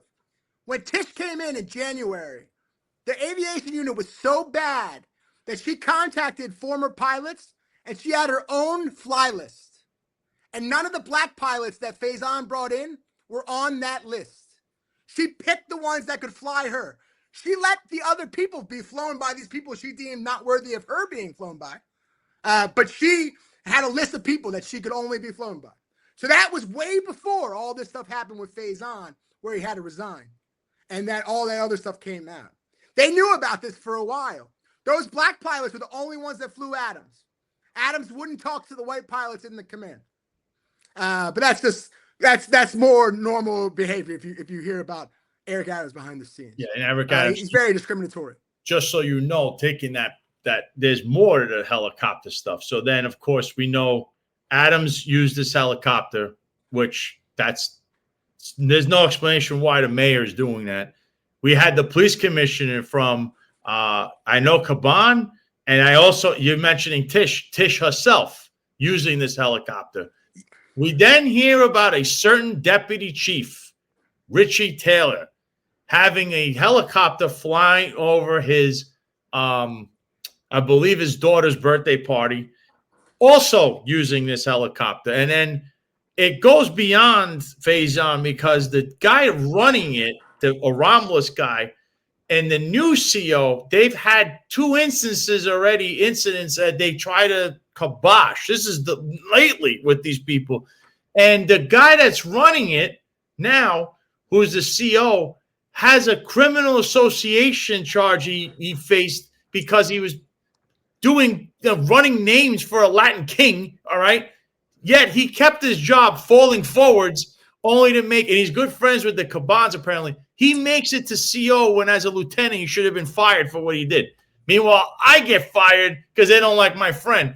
He gets promoted under this criminal association, and he reaches deputy inspector. Now he's the CO of this unit, which has all these issues. This is crazy to even touching up on it because it's gone from worse to even worse, like even under Tish, who should have had this all under control. It's maddening to even talk about that. So a lot of stuff's going with Faison. So after Faison left, the people actually in the unit are much happier because now it's really based on merits, and they're all like unbelievably qualified. Like a lot of these people they declined 3/4 to get into the aviation unit, or they passed up they really a joint task force to get in there. These are really dedicated pilots that are there because they're well trained. But Faison, there's a lot going on with Faison. The aviation unit supervises 60 people approximately, and he made chief from that spot. That's a weird promotion. Something's going on with that. We don't know. If you look at the aviation website, the Aviation for Us or for You, it has a lot of politicians on there. Adams is on there. They actually removed Nasri after the scandal. Hakeem Jeffries is on there. So it's weird. It's something's going on with that. We don't know exactly what it is, but I mean, at this point, I have 6 clients file cases against him. I'm working on a 7th. I was doing that this morning. It'll be filed probably early next week. They've assigned those cases to the top lawyer in the law department and labor and employment, which is encouraging to me because the better the lawyer it goes to, the more likely it is to settle because they're more likely to be able to say this is a bad case for us. When it goes to the lower level people, they fight them much longer because they feel like they need to prove their worth. So this is going to one of the better lawyers there. So it's a serious case. I mean, I met with several other people that haven't decided to move forward with it. I mean, it's everyone's choice. It's a big ask to sue the job because you're stuck there. But it's if you're going to be miserable anyway, then you usually sue. But that's kind of how it goes. So I had a couple of people, one got promoted after Faison left, and they pulled him in and they actually said, listen, we've been trying to get you promoted for years, and we didn't have the juice. This is someone that outranks Faison. The discretionary promotions are the biggest problem in the police department because there's no rhyme or reason to it. It's the morale is down because you can work your ass off every day and never get rewarded. You could be my clients in community affairs that one of the clients just got promoted, just got 2 awards in the last month, and they promoted his partner after he filed the lawsuit, the guy he trained. So it's just clearly retaliatory. I mean, it makes the cases more valuable, but they don't. The reason why the job doesn't care is the same reason why they don't care about the false arrest cases. If you get sued, once you get served, you just go to the law department. If they cover you, you only show up for your deposition. The comptroller pays the money. This doesn't come out of the NYPD budget. I mean, if it did, they might clean it up. All right, but the fastest way to get promoted within the Eric Adams administration is to have dirt on you because they knew that they could trust you because you were one of them. That's how it went. If you sexually harassed some woman, if your dick pic was on your phone, you're moving up. If you're the stand-up guy like Chief Marmara, who stood up for his family friend who has 4 kids and was getting sexually harassed by Pearson, your career's over. That's the NYPD under Adams.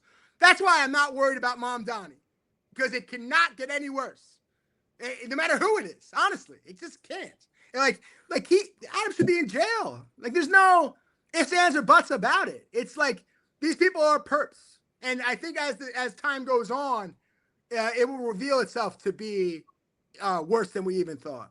Yeah, and I was going to touch up on the next thing I want, because you mentioned the chief's name before, but this is being run like a criminal enterprise. That's what this really is. It's not the police department. It's a criminal enterprise inside of it. And, just the latest things you hear every day, it doesn't matter who it is, there's always an asterisk next to it. And you're like, it can't be, but it is, because it can't be. You have a record amount of lawsuits, people with evidence. The latest yesterday, like I was saying before, Eric Adams bad-mouthing Muslims, and he's on tape doing this. And mind you, this was the guy that worked for him that got indicted. I mean, it's just what are the chances of this stuff happening? You would think you're the mayor. At some point, you'd say, I can't be doing this. This is not good. I could get in trouble. No, he doubles down and just acts like a mob boss, essentially. He doesn't care. You're right. Where's the money come from? Not his pocket. Well, right. So that's the question. Like, we'll see what happens with the sexual assault case before he leaves. Oh, he's got so many, though. It's like his own. So the sexual assault one is the most problematic for him, because that's like, I have other cases for adult survivor act cases where they don't cover people, because the moment you're accused of committing a crime, you're outside the scope of your employment. So they don't cover you. So like other cases that I have, they don't do that. Adams forced him to do it here. So when he leaves, we'll see what the new mayor does. Whether they'll cut him loose or keep him going. I think if it's Cuomo, he'll keep going. That might be the deal for the endorsement. You know what I mean? There's like a lot of play here. It's all really, really dirty. This honestly. is really it's a really messed up situation with a lot of bad actors in power. And I don't know if depending on how the federal investigation goes, we might see how it really works, or we'll never know. So, that's basically how, we'll see. If Banks and Pearson are collared and they were selling promotions or whatever it was, trading favors for whatever, sexual or whatnot, then, I mean, we'll know it when the charges come down. Yeah. And now, so the next thing you brought it up, which was Chief Stevenson. Now you got Lieutenant Nardini. Yeah. Making a rock star cop, by the way. She's a rock star. I want this before you get into this. She mentions Mama Sushi in her suit. I saw that she mentioned, of all places, con sofrito, right? And the fact that he is a friend of, he has no quarrel saying this in a lawsuit, Jimmy Rodriguez, a self-admitted criminal and mob associate. The guy brags about being arrested, going to jail. This is who these guys are saying is the model citizen for every cop to be around. But don't be seen next to Roger Stone, apparently.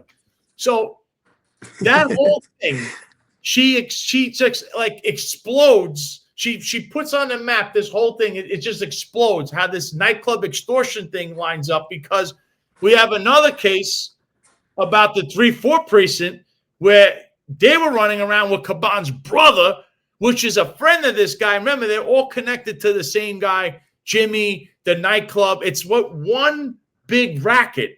And this is right in the middle of this administration, Eric Adams' administration. So tell us a little bit about that, what you found. And of course, I tons of fritos in this one. Yeah, so Nardini's the admin lieutenant for Manhattan North. And basically, in that position, Stevenson made it known that he wanted to be the party chief. And basically, he would do anything he could to have the biggest parties, honestly, because he wanted to get promoted within the police department. And he's still there. So this plan worked. I mean, it really did. Adams went to all the parties. The after party was at Conso Frito. Stevenson blackballed lieutenants who didn't go to the after party. And they're like, we don't drink as much as you. We don't have the tolerance. We went to the first party. We didn't go to the second party. We went home and slept. And to them, they're like, he's dead. They're dead to him. But the Stevenson is, I mean, it's hilarious at this point. I mean, he's shaking down basically So he was shaking, like they wanted to, all right, so they did this turkey drive. And originally there was going to be 500 turkeys. And then he found out that Brooklyn North was doing 500. And then he wanted to do 1,000. Then he found out the Hispanic Society was doing 1,000. And he's like, we're doing 2,000. So they're sourcing turkeys all throughout New York. And they have no place to store them. So they're storing them in supermarkets and the Magic Johnson Theater. And meanwhile, they don't have the money for the turkeys. So what Stevenson comes up with is calling certain businesses and soliciting donations. So basically, he gets more than $20,000 in donations from these businesses. He's overheard basically saying, I did this for you. You got to do this for me on the phone. Meanwhile, you can't solicit businesses as the precinct commander. You could do it all. We know this from the reporting on it. They could do it all. Like they could send out like a mass to everyone equally and then collect money for charity. But they can't solicit certain people. So those people are like the owner of Mama Susie, Susanna Ozario. So Susanna Ozario is this entrepreneur who has a lot of restaurants in Manhattan North. Stevenson's heard on the phone trying to tell Ozario to call Adams to backdoor promotions in the police department. This is how the job works. So Stevenson has his number one party planner is a woman detective that he brought over, who he may or may not have a relationship with. Yeah, it seems yes. But so she comes from Intel as a second grader. In reward for the party planning, he promotes her to first grade. Intel, where she came from, goes ballistic over this and raises like so many complaints that the next day they add an addendum to the promotional list and they promote 2 Intel people to make up for this promotion in Manhattan North, to make everything right. So that's what's going on there. So flash forward, the parties are run amok.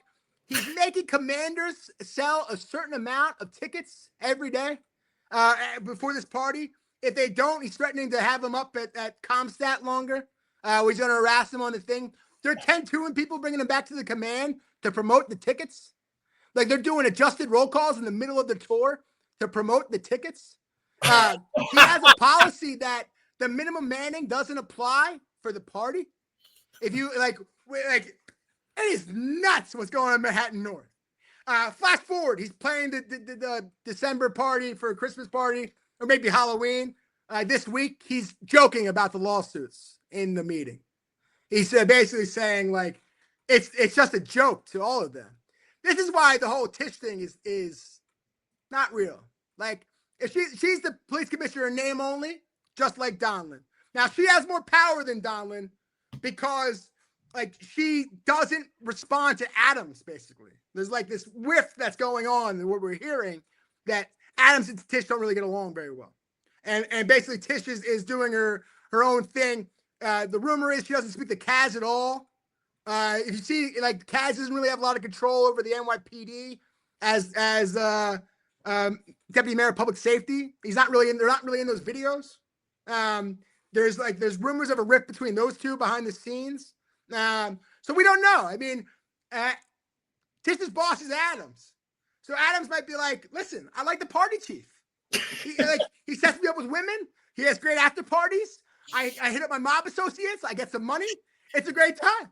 But I mean, who knows? Who knows? But like, that could be the order from behind the scenes. But like, that's what's going on. So I expect a lot of turnover as this administration ends. I mean, Shell was the first to go.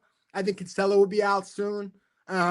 Stevenson, someone like Chief Holly, who I have multiple Asian lieutenants cases against because he made kung fu comments to them and then goes after all those people. Like the aviation stuff. There's a lot of stuff behind the scenes. Yeah. Chief Holly's name has been Mike Smith. You know, the former. He's part of the family too. He was on the job over 20 years. He mentioned how the guy's a total racist. He's mentioned it more numerous times. Interesting. Yeah. So like I have multiple badass Asian lieutenant like commanders. One was ICO of a detective bureau. The other one got LCD. I mean, he got moved to Manhattan South Precinct to overhaul the detective squads. And Holly hated them because they were Asian. He made the one he's like he made like a kung fu comment too, and then like only went after the Asian people, and it's like it just doesn't make any sense. Like it's just like what the hell are you doing here, man? It's like just like you have a cushy job. You like by all accounts you shouldn't have got this far, but you're like I don't know. It's just like this thing with Steven, the whole party thing, because it goes back to the 3-4 precinct and the whole claim of what's going on in the 3-4. And the lieutenant that made the claim, and they come after him, and it all ties in because Stevenson, it really was the party department, and the way, and I don't know what obviously there's something there with this mob associate guy and all these, because when Lieutenant Nardini references Mama Sushi, I know these places are tied back to Jimmy Rodriguez. They know him, or there's something going on with Jimmy, because I've always heard these nightclubs is one thing after the other. But why is the police department involved in it? I tell you what, Stevenson years ago was involved in another nightclub thing. He should have got fired years ago, but they didn't do anything about it. And then the next thing you know, you see him at that Freemason whatever ceremony with Eric Caban and Madry, and you start seeing him you see him in pictures with Jimmy Rodriguez everywhere, which again, he's violating the same rules that they said I violated, and nobody's getting terminated, punished, nothing. It's just do whatever you want. He's the party chief. I can't believe what I'm hearing. They would chalk it up to community affairs. Like we're doing outreach. That's what they're doing. So, I mean, if you want to follow the money here, there's the grift. Like what it is those businesses that gave money, I bet you there was under enforcement for the 311 calls. 100%. Yeah. That's where the quid pro quo would be. Like I don't have access to those calls. That's what's going on. Something's going on. There's relaxed enforcement would be my guess on those connected businesses. Whether they don't need permits, like Osario's running like a concert, and the rumor is she doesn't need to get permits in the same way that other people do, or they have these noise complaints, or God forbid a shooting, you know what I mean? Whatever it may be, that seems to be something that's going on. That Osario woman, though, she was on the transition team for Eric Adams. And it seems that Stevenson is close to her in that she's the one that threw Stevenson's birthday party at her event, like at her event space. And she's coming to the parties. And like, meanwhile, like the people that actually work there are like being run ragged to throw these parties. I mean, it just doesn't make any sense. Like, but you just mentioned something. Joel Ramirez just said something. Sal, let's not forget that Mama Sushi had the contract to feed all the migrants from the mayor's office, and Osaria is attached to. So here's your whole connection. That's interesting. Yeah, this is crazy. Listen, I have a really fun job because like I don't work for the police department. I just fight there from the outside. So like I don't have any connection to like I didn't spend 20 years there. I don't have nostalgia for the police department. I just here to like I can't believe these people. They don't fix these problems because they don't want to fix them. It's like it's the same issues that they've always been there, but they're much worse now. I don't know. It's a really interesting place to sue for a living. This is another case here, right? The retired cop alleges 98-year-old NYPD doctor sexually abused him, right? Yeah. So that's a really sad story. So that guy had was on psych meds, and a common side effect of psych meds is you can't get an erection. So that doctor would say, as part of this, like basically this visit, we're gonna see if we can get you hard, and then he would basically try to get him aroused in this meeting on like a monthly basis for like a year, and he just thought it was part of like kind of the treatment. I will say though, if we can take a moment here, I had a client who had breast cancer who was in the medical division last week, and a nurse pulled her aside and said, "This doctor you're about to see has a lot of complaints for groping women on the job. If he tries to touch your breasts, tell him no and don't let him do it. And then open the door and let her into this appointment." So if you're a woman that's out there who has been groped by a medical division doctor, call me. Really, call me. Wow. More than half of my cases are against the medical division. Every survey, if you can work behind a desk, violates New York City human rights law because they have to accommodate you if you're working in an admin spot, so long as it doesn't create a hardship on the job. If you're being accommodated while you're waiting to be surveyed, they can't claim hardship at the end. So this guy, Will, basically was abused by this doctor for more than a year.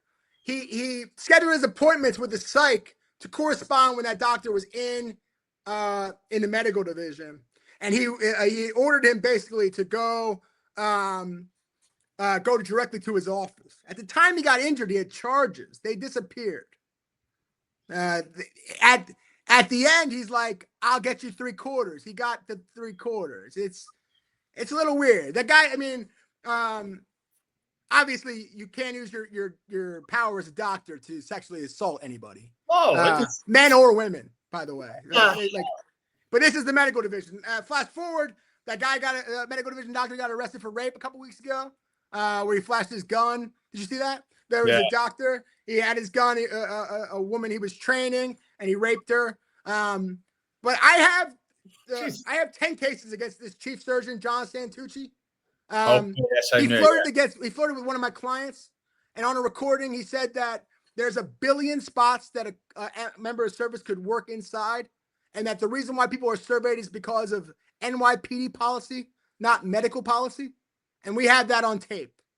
So I think I'm going to win all those cases. I really do. I'm the only one that takes them because I'm the only one that like I could sit behind the scenes and watch my clients that are on telephone switchboard or on the wheel or in a command center or in OEO or the medical division or in IAB or anywhere, fleet services or the court sections.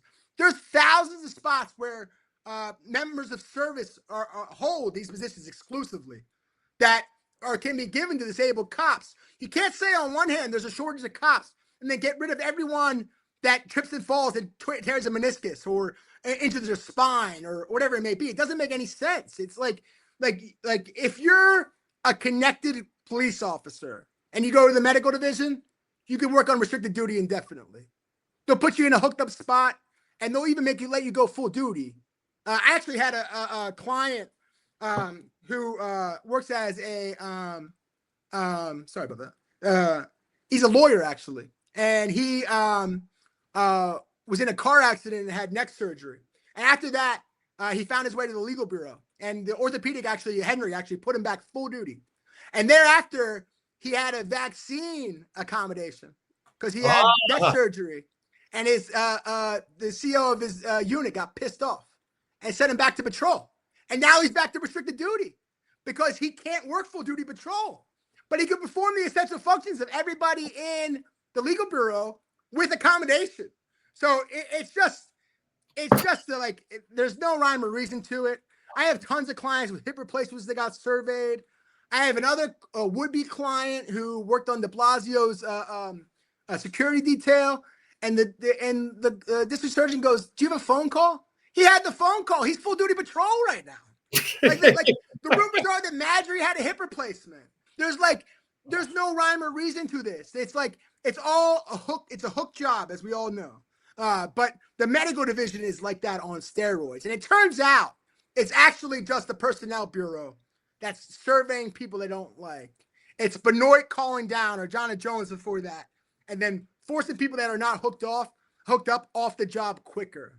So that's the disability cases are, the job is not, they're not ready to settle those yet.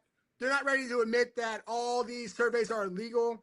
There's so many. Find out one way or the other. There are so many of these surveys. You know, I had LBA A-Catch I had last week. He got denied 3 times, even though, now he's retired because he did 20 years, but he had 5 years he spent basically restricted because 3 times he got hurt. Got 3 line of duty injuries, and they rejected him 3 separate times, but they just gave it to someone who allegedly hurt their ankle. I don't know if he get wheeled into WABC radio studios or Newsmax, but apparently he's flying around the whole country, but he had a bum ankle they gave him 3/4 with. This is what people get upset, especially in the NYPD. People have legitimate injuries. Nobody does anything. They just, oh, well, you know, if you're connected, you'll get away with it, like the bum ankle. But if it'll be saying 3 legitimate injuries in and out of the doctor's surgery, nah, we're not going to give you anything. Come back next time. Every time you come back is the same answer. Well, that's exactly right. So the medical division is a very, very shady place, obviously. but I mean, Shell's a perfect example. Like, who knows what his real injury was? Is it because he's overweight and there's extra force on his ankle? Did he really trip and fall? Could he not perform the essential functions of the chief of the department? I mean, he did it with accommodation for a while, and then he just says, I'm disabled. So just to put this in perspective, I work with this retired captain, Jack Giscaron. He's actually the youngest Desi-born captain and went to law school for the Asian class action. I'm doing that with him. He basically sat at that rank for 10 years. It was like the longest one, and then went to law school to bring that case, which is really impressive. So essentially, he has a FOIL that's pending for the list of all the tax ID numbers for everyone with 3/4. And the job is fighting him like it's like the biggest deal in the world to not give over these numbers. And we're not really sure why. My best guess is every chief at the end of their tenure submits a 3/4 and then gets it, and they're all double dipping somehow. Like, I think that's what's going on, because it's like they're protesting too much for this. I mean, everyone, like, the tax ID numbers for the people that have 3/4 should be open to the public, but they're really guarding that. And it might be because it's a lot of disparities between race. It might be a lot of disparities between gender. You know what I mean? It could be like overwhelmingly white males, which is, historically, the medical division controls the disability pension board. Like, they work together. The NYPD pays the salaries for the pension board. So they're not going to go against them. This is not how it works. It's like the fix is in for all this stuff. So I don't know. The medical division is a terrible place. I filed a case. Like, I filed a lot of cases. Most of them don't get news coverage. So like this month, I filed 15 different cases with added like 60 different plaintiffs with a class action. One of those, a guy was like pre-diabetic, and the medical division doctor was saying, you're going to die, and then your wife's going to get remarried and rape, and that guy's going to rape your daughter. And he tells him this in every month. He tells him that his daughter's going to get raped because he's too fat in these medical division appointments. Like, these are things that are being said. It doesn't make any sense. I filed another case this month for a guy that after he became disabled because he fighting a perp, they sent him to support services. He was doing so well in support services, they recommended him from SSA. And then they surveyed him in the same like 2 months. So on one hand, they're saying you're performing the essential function of this position so well that you get the money, which he didn't get, obviously, because he's restricted. But on the other hand, you got to go. The NYPD has facially discriminatory policies for disability. You can't earn overtime when you become restricted. No. You can't get promoted when you become restricted.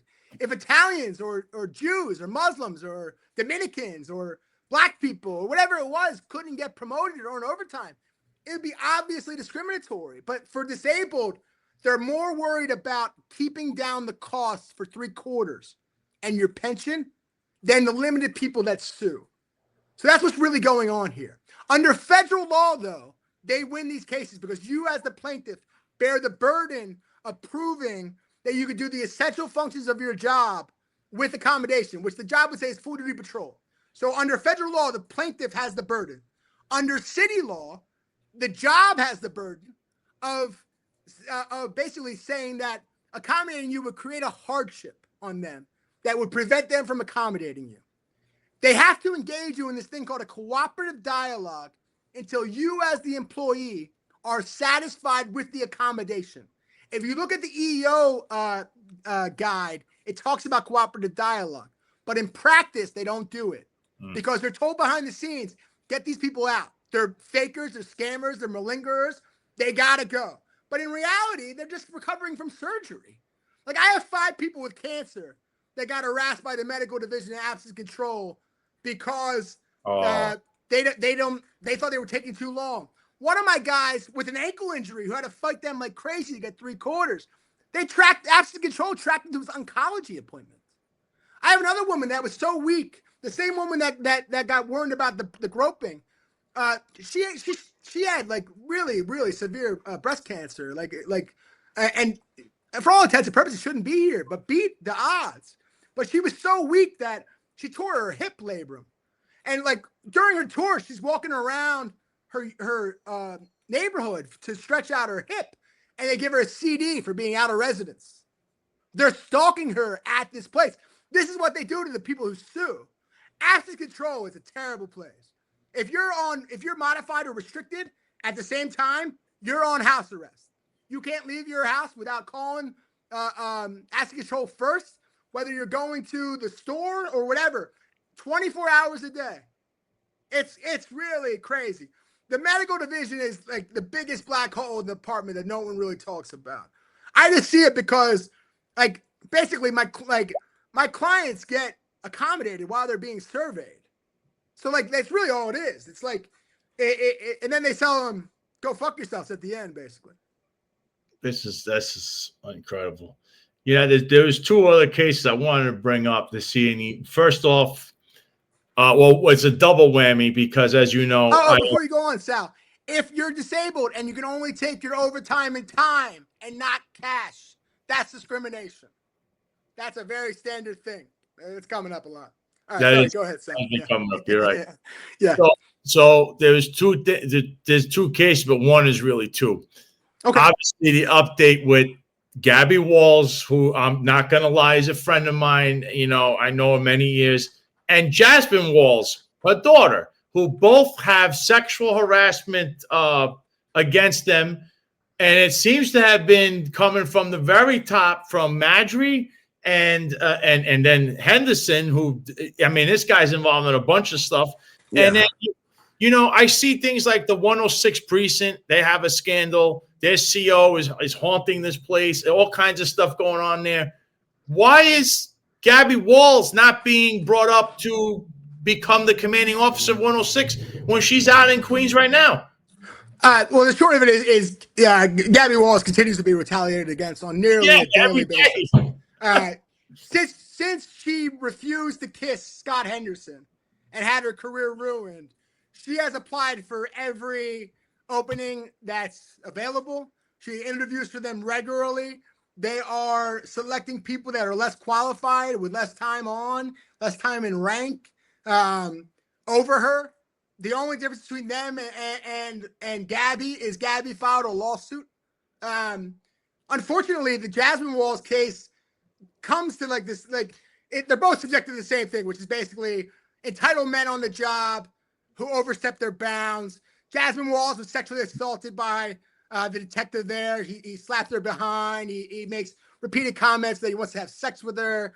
When she complains to the first grade detective in the command, they don't do anything, and then they call her a rat. The normal kind of stuff.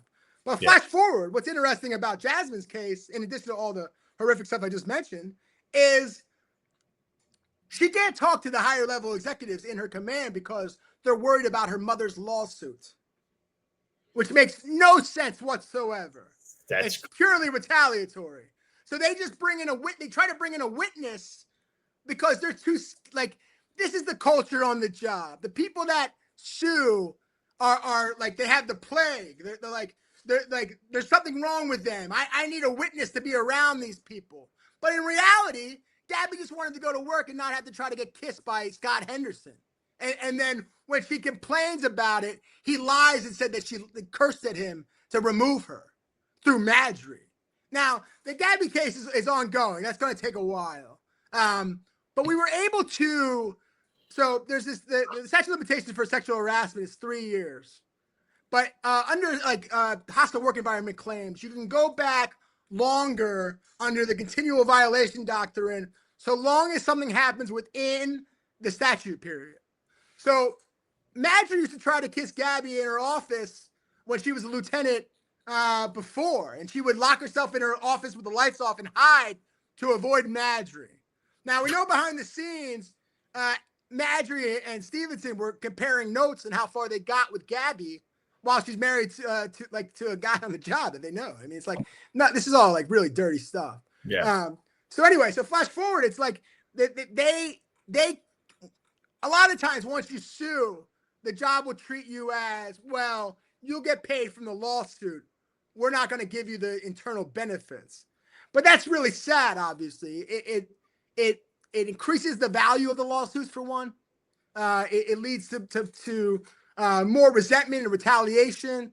And it's really sad that they hold these lawsuits against the people. Now, I mean, it sounds like I'm talking people out of suing. It's like Gabby didn't have a choice. Her career was over based on that thing. She has to sue.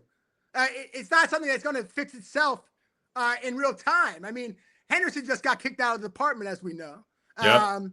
I mean, he's a bad. I mean, basically, I mean, I don't know. The short of it is, when you sue the NYPD, it comes with consequences.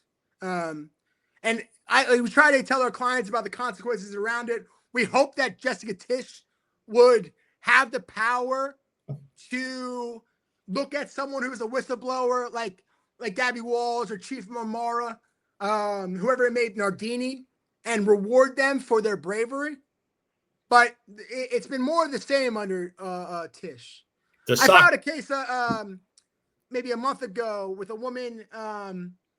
So she got fired by Tisch on probation after she filed a sexual harassment complaint. And the day she filed a sexual harassment complaint, she received, obviously the command knew about it immediately. And then she got 2 CDs that same day. And ultimately they disqualified her through psych services based on this OEO complaint. Well, Tisch has the power to look at that and make a decision. She's the one that fired her. They're firing everybody that's on probation now. Whether you have the case is going to be very fact specific. If it's like, if you got a CD and you're on probation, there's probably not a lot you can do. If you made it OEO or you have examples of people that did the same thing that didn't get fired, then you may have a case. But it's a mess right now. And Tisch seems to be like very heavy handed on the discipline, but not necessarily better on the discipline. It's just like, if you ran afoul of the job, we're going to fire you, it seems now. We'll see. I mean, we'll see what happens. And I tell you what, you said psych services, and we all know that there's unlicensed psychologists there. So check up on who is providing you these psych services, because, again, if you have an unlicensed psychologist evaluating you, John is here for your next. Yeah, it really depends. So, yeah. I mean, a lot of that stuff, it's going to be very fact specific. Like it's going to be based on what you were DQ'd for at some point. So, like, if you shot somebody and you got convicted and then you came on the job and Anderson lets you in and then they fire you, there's probably not much we can do. If you beat some charge and then they disqualified you later, then you probably have a good case, because that's not disqualifying. It depends on the infraction. They're very fact specific. The medical division stuff is similar to the psych services, where, like, I have a lot of psych services cases where they believe that people were suicidal, and then those cops said we're not, and they never get their guns back. I have other cases where they said they were suicidal, like the clients admitted to it, and they gave them their guns back. It's like, it doesn't make any sense. Like they just, there's no rhyme or reason in the medical division or psych services. They harass a lot of people in there. And then they ultimately get rid of them. It's like the medical division is a really bad place. I don't want to keep repeating myself, but it's like I'm never shocked by the medical division. No, they do whatever they want. They have complete control over these scared officers who think they're disabled and about to lose their job, and they just treat them poorly. I agree with you. I've seen it for years. I never liked this now that we know there's unlicensed, how many unlicensed psychologists? Yeah, there's a case for a lot of nefarious actions that the police department took in the last 40 years, and their own doctor, he's the second in command, Dr. Kufo. Yeah, Truffaut. He's got a lot of problems coming. Yeah. A lot of Truffaut, yeah. That the drug testing, that's going to be another thing. So Special Hagen here says Tisch, as the agency head, signs off on all EEO investigations. The EEO officer only recommends whether a case is substantiated or not. That's right. That's 100% right. They just signed off on the unsub for Holly. Like last week. There you go.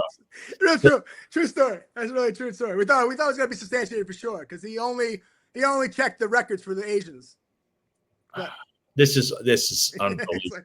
like, no. So I mean, so anyone wants to sue the job, obviously, give me a call. It's like the NYPD is. I personally think that Trump wants to take over the NYPD and will, based on these federal investigations. I hope. So I think we're only at the very beginning of seeing behind the scenes about how this really is working and what actually happened. And we'll see the full story if what Madry did and what Saraceno did. And the rumor was that Saraceno's were cooperating. I mean, who knows? Should not take listen, I tell you. Yeah, I mean, who knows? I mean, it's like, we'll see. I mean, but there's really a lot of problems within the police department. It doesn't seem like anything really got that much better under Tish. No. There is one final case I wanted to ask you about, and it's someone else I know, and that's I don't want to botch her last name, but they call her the hard body detective. That's Alyssa. I hope I get her last name right. Bajra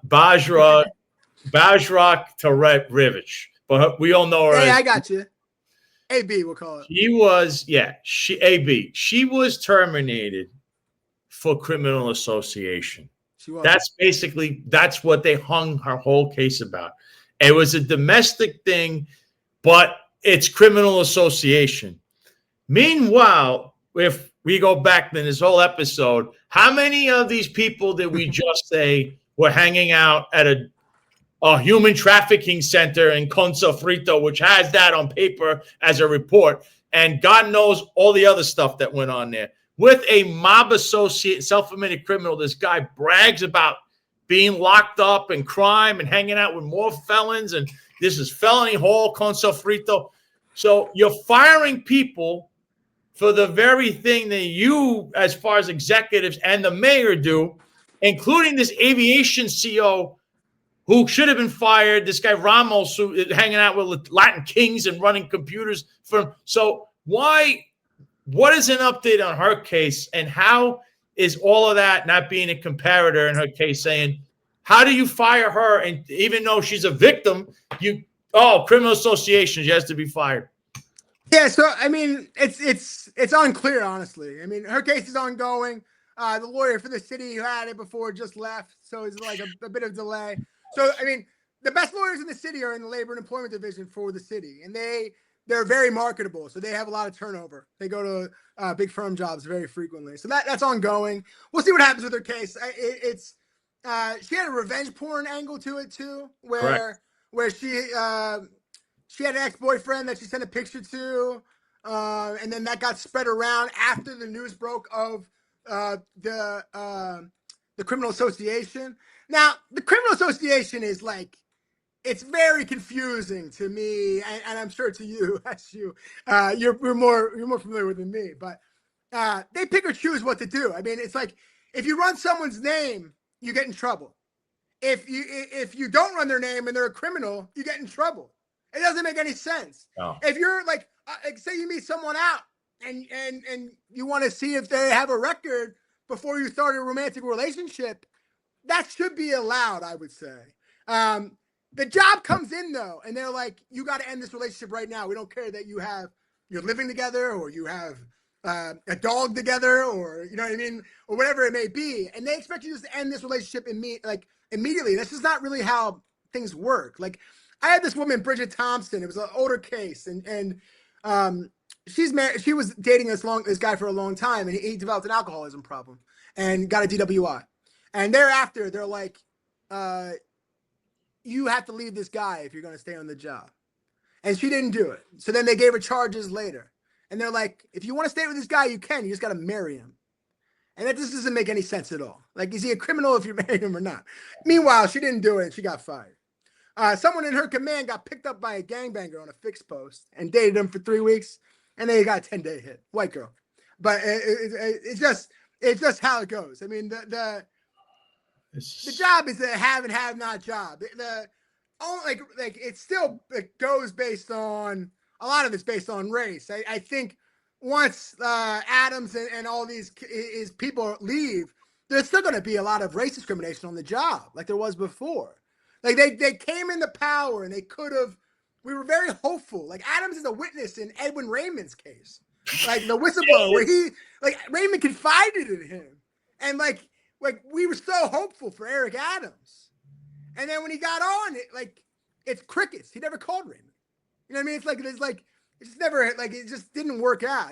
But I think what will happen will be we'll go back to the days of O'Neill and Shea, and where they'll be it'll be the same officers calling me then that are calling me now who aren't connected in the same way. So, I mean, I'm not that hopeful, honestly, for the job getting fixed here, because it seems like the problems keep compounding, and then no one wants to investigate them. Like Tish could investigate the Donlin case, and they eviscerate Shepard and Madry and turn the page within the departments. So they're like, this was the department under Adams. We're turning the page and we're moving forward, and we're ending this reign of corruption. But they don't want to do that. I don't see why I don't know if they're going to do that in January 1st, but I'm not that hopeful for it. I mean, they haven't investigated. They haven't called me on Donlin's case. I have the log number. It's crazy. It doesn't make any sense. It makes sense if you're trying to keep the status quo and stay in power under a corrupt system. That's essentially what's going on here. You know, somebody said here, Mike Bavona said, using a department computer, check a possible girlfriend or boyfriend. Investigators are for. Yeah, Bo Dito. That's right. Bo Dito. I'll tell you what, John, we've been on for quite a while. You gave a lot. It was fun. People were clamoring to hear from you, especially with Tom Donlin's case and all that's going on there. All of this other stuff is a bonus. Where can people, if they want to reach out to you, this is important. Sure. I think people should be calling you left and right, because the NYPD is systemically corrupt. I'm not going to lie. Honestly, they are. I mean, they are. A lot of it thanks to you, Sal. I appreciate it. Yeah. My office number is 917-423-1445. Someone that you know has my cell phone for sure. And if you can just Google me and then just call. We're always available. We do the job for a living. You call us, we'll tell you straight up whether you have a case or not. We're not going to make you pay for your expenses as you go. We only take the case if we believe that we're going to get money at the end. The real money is in the value of the case. If you're stuck in a bad situation, put in for everything. Overtime, any investigatory track, any specialized position. Make them make decisions on you. If they give it to someone less time on, we got them. They tell you not to make EEOs because EEOs really hurt them. Because anything that comes within 2 months of an EEO is deemed automatic retaliatory. So they have to prove that it's not retaliatory. So squeaky wheel gets the grease. The more you complain to EEO, the better off your case will be. Now, this is where if you're at the point where you're making an EEO and you made the first one, you make them all after that. Because you're in for a dime, in for a dollar, right? If you're still worried about it, tell someone that's above your rank in your command. They might make the mandated reporter. Probably they won't. But that'll count as protected activity that gets us to a retaliation claim later.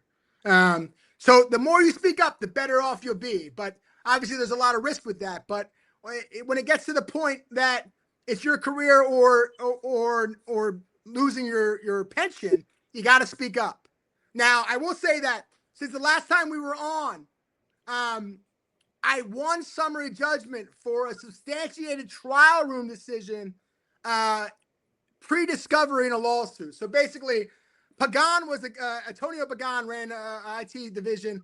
Caban let him off at the end. He was recommended termination. He told my client, if you sit on my lap, I'll warn and admonish you. That's on recording. The recommendation was for termination. Caban reduced it to 60 days, not even dismissal probation, just 60 days. So he left good guy letter, the whole nine, right? So meanwhile, this case, I didn't file the case originally. It was filed by another lawyer in federal court. Under federal law, if they take action immediately, then the city's not on the hook for the actions. I removed the case from federal court. I filed it and refiled it in state court. Within a month of that filing, I moved for summary judgment based on the substantiated finding and the trial room decision before even depositions were held. And that was granted. So if you have a substantiated case from EEO, the only question is how much it's worth as a lawsuit. The only question is the damages. I don't charge a retainer for substantiated cases. We will move for summary judgment within the year, and it's just a matter of what it's worth. We'll send you to the economic experts and the emotional distress experts and build up your case. Anyone that has a substantiated case, it's an automatic win. That's only under city human rights law if it's against a supervisor. So city human rights law, they're strictly liable no matter what for the actions of supervisors. This is only in state court. So the cases will take longer in state court, but we'll get to money ultimately, as opposed to rushing to lose in federal court. That's interesting. Your case is different, Sal. It's First Amendment, so it has to be federal. Yeah, it not only has to be First Amendment, it has to be in federal, but it's like totally. As Eric Adams best said himself, we need to starve Sal Greco out. The only reason they haven't come to me with anything or even tried is because Eric Adams doesn't want to say he lost to Sal Greco. Whether it's today or tomorrow, he will lose. It's just he doesn't want to lose while he's sitting mayor. But he's running that gambit that he ends up getting deposed and he becomes the number one defendant in the case. Because I already had the depositions, John, and two of the people that were defendants, one being that the IEB guy that was in charge of, he doesn't know what criminal association is. He was never trained on it. He doesn't know what it is. When it comes to asking him about what do you think of if, Jimmy Rodriguez with the police commissioner? Oh, well, we need more context with that. But you're not saying that when you saw me in the picture. So you already have enough that, what are you going to do? Oh, we haven't forgotten all the guys hanging out with Jimmy Rodriguez, right? Then you have the former chief of department, both of them. I have two of them. One with Jimmy, the last one with Jimmy, and then he's hanging out with Trump, who's a convicted felon on top of it. So it's only Eric who's trying to hold up the inevitable. He should be a man. He should be a man and face up, but he's not a man. He'll go high. Just to piggyback on that, the Labor and Employment Division wins a lot of cases in federal court because the judges buy the affidavits from the high-ranking NYPD officers, and they win a lot of cases there. So they always litigate those cases to summary judgment, almost always, because they run the risk of not paying any money. Now, the most egregious cases they'll pay out on, it's different in state court. Now, the reason why is because for the discrimination laws, the protected characteristic has to be the main reason for the adverse action in federal court. So what happens is once you file that complaint, they look at everything to see if you missed a log or didn't sign here. They try to dirty up your CPI to show that your race or your gender or your pregnancy or your national origin or disability or age wasn't the main factor. Under city law, your protected category just has to be a factor in the case. So is race a factor in the community affairs people? Unquestionably. Mm-hmm. The supervisors told them because they're not in the Guardians. So race is clearly a factor. They said that they would promote them if otherwise, but for that. The people that are the comparators are all a different race and they're less qualified. So if you have the comparators, whether you're an Intel or wherever the Detective Bureau, wherever you may be, that's how you make the cases. These class actions like Grau or Ramirez, which is the Hispanic detective, or Ali, which is the Asian captain one, those are based for stats across the board. So if you're that ethnic group, you're in, and you don't really have much to lose. But for everyone else, it's going to be very fact specific. The more OEOs you make, the better. They're going to hate you, but you have to be. It's much easier to prove retaliation than discrimination because everybody becomes a comparator once you file the EEO. If it's a black case or a Hispanic case or a white case, your comparators are the people that are a different race than you or a different gender than you or whatever it may be. But once you file that EEO, then it's a different situation. And we all know the OEOs leak. They mostly leak by the ICO of the command scheduling interviews in OEO. Yes. That's how you prove it. It really leaks because they're all friends. But and the unions are obviously the worst. But it really leaks through, like, on paper, by the ICO scheduling the interviews, and then the ICO has to make a decision whether they're going to tell the CO or not. And they always tell them, always. And then you become a problem because you try to assert your rights. But yeah, I don't know. We're here to stick it to them. This is our job. I have a lot of fun. It's a really fun job. I basically play sports against the NYPD over their corruption. So, I mean, anyone that's in a bad spot, needs some advice, we're happy to talk to you. And yeah, we look forward to coming back on if you'll have me. So, of course, John. I'm sure you'll have more in the future. And knock on wood. Knock on wood. If there's any updates, anything, I want you to come back and lay all the groundwork for it, because you got it. Pending cases still going. After the indictments. Yes, they will. They are coming. Someone in this chat is like a rah guy for Eric Adams, and then he's going to be in a rude awakening in the next. That's cool. Hey, each his own. It's America, man. Yeah, isn't it great? It is America. But John, thank you for coming on. Hey, Sal. Great sport, and people can follow you too. I think at John Scola on X and at John Scola Law on Instagram. Am I right? Yeah, and johnscolalaw.com. Yeah. Thanks, anybody out there, I highly recommend at least you talk to John about whatever it is you're being victimized by with the New York State Police Department, especially coming from these upper echelon people that are just totally. You heard a lot today, and you're like, "Oh my god!" Yeah, another day. Yeah, it's just how it is. I'm sure the next story will be great too. I know.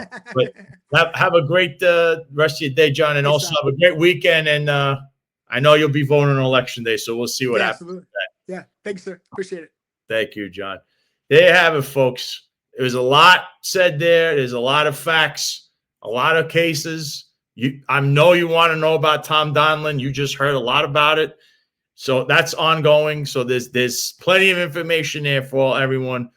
If you do need help, if you're a cop on this job and you have a case, I would call John Scola. Obviously, I'm my lawyer too, but John he has a huge caseload, and he's in multiple courts doing like 1,000 different things. So there's a drug testing. Remember that there's a drug testing lawsuit.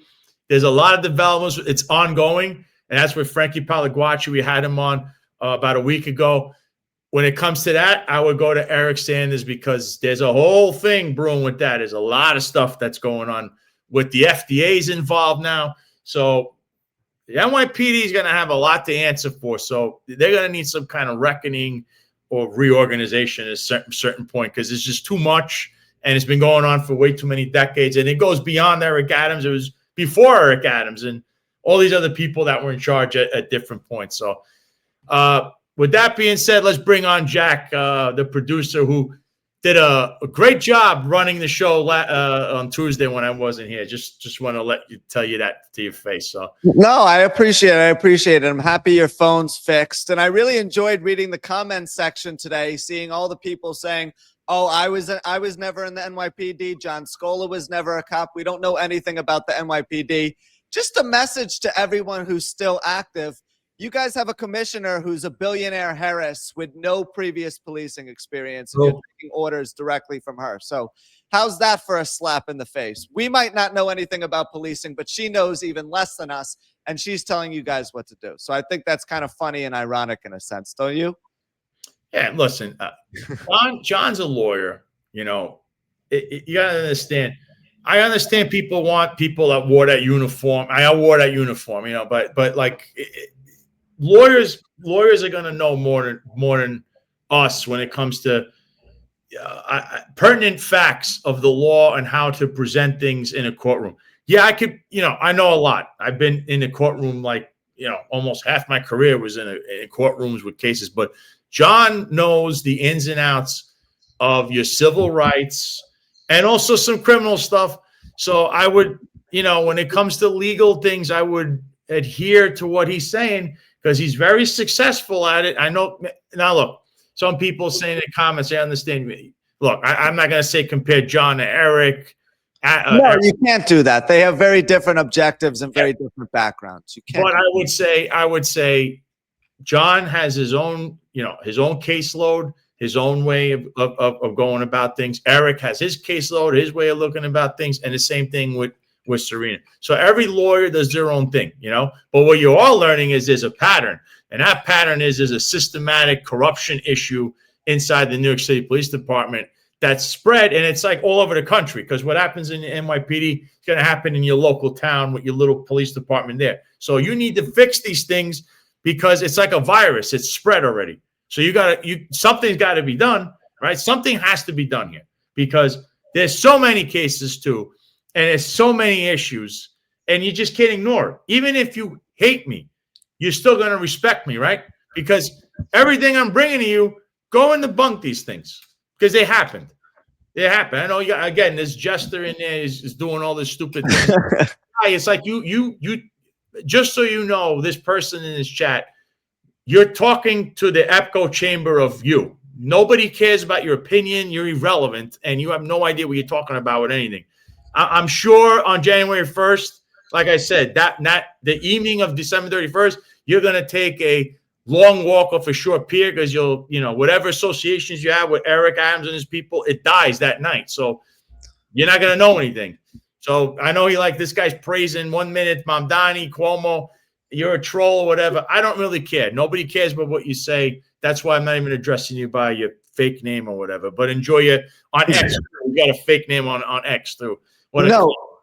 It was fantastic to get an update on the Jeffrey Madry and Tom Donlin cases as well, because I think the NYPD operates with this preconceived notion that whenever they get sued or there's a lawsuit against them, rumors about things that might be happening, they just grow wings and fly away magically and disappear into thin air. But John kind of confirms that this ongoing litigation is still very much so ongoing, to the point where charges might be pursued. Some people may be facing criminality or jail time, depending on how things unfold.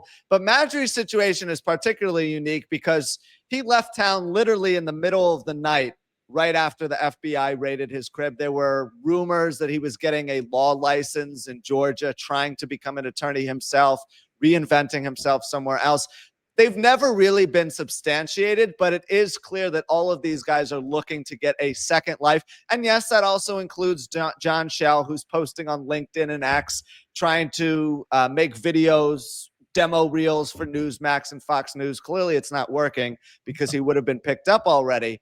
Like, these guys think they're a lot bigger than they are in their minds because they've been chiefs in the NYPD for such a long time and treated like royalty. But in reality, when you go out in the real world and people look at the stains on your already tarnished resume, you're a lot less employable and desirable to potential employers than you think you are. That's the tough reality that they don't want to accept. Lone Silencer might have the line of the day here. It says Madry left the city like he was the Baltimore Colts. In the middle of the night. Yeah, the Colts left for Indianapolis in the middle of the night. That's a very good analogy with that. It's true. Funny because he was Mr. Macho Man forever. Real tough guy, standing in front of the TV cameras, going in Prospect Park, schmoozing with families. But the minute the turmoil and corruption was revealed, it's like he's not even part of the NYPD. And you talk about the Crumbs crew and the loyalty they have to one another. Where are Kaz Daughtry and John Shell defending Madry after he was in a tough situation? It's like they abandon one another the minute they're in a little bit of a bind. And that's not what loyalty looks like either. Listen, Madry, these guys had a lot of problems. I know that Madry, the federal thing has not gone away just because these guys are quiet. Now, I'm going to tell you that these cases seem to have stalled because of Eric Adams' involvement with the Trump administration, but there's a lot of eyes are on that. It's really up to Trump if you're going to, I don't know the road you're going, because depending on what happens on Tuesday, that might happen to you in the midterms next November, and then you have a serious problem come January because they will impeach you in 5 seconds, okay? And they have enough where Eric Adams is enough for them to, crush you. So you're riding a thin line here. So I don't think any of this stuff, it's in your face. And I'm telling you, there's things happening right after the election day, but it's going to be like a slow drum beat. And I know these guys, these chiefs are retired. They think that there's nothing's going to happen to me. Think again, because things change just like that, depending on who wakes up on this different side of the bed and goes, I'm going to do that today. I put it off for like 8 months. I'm just going to do it one day out of nowhere. And tag, you're it. You know, they know what they did. You heard all this stuff, right? And it's John McCarty just said early voting data is looking. Yeah, more on that in a second. I'm about to put up the polls in just a moment. I just want to say this for you guys that these chiefs, whatever, all you upper echelon people that think like no one forgot about things. No one's forgotten, and there's going to be plenty more to come. I think you're going to hear about lawsuits for the next year, 2 years straight about what went on in the last 4 years. This is just a little bit what we discussed today. It's not even the full enchilada. It's just a small little portion. No, this is just an appetizer, but it is a matter of public safety when you think about it, because you cannot let a person like Jeffrey Madry become an attorney in another state to the point where he's defending people, sweeping his previous personal problems underneath the rug like they never happened. That's dangerous. And it's also dangerous to have John Schell on national media outlets talking about the NYPD like he's some sort of expert. Oh, the police officers need to reach top pay within 3 years. We need to give them more money, all this stuff.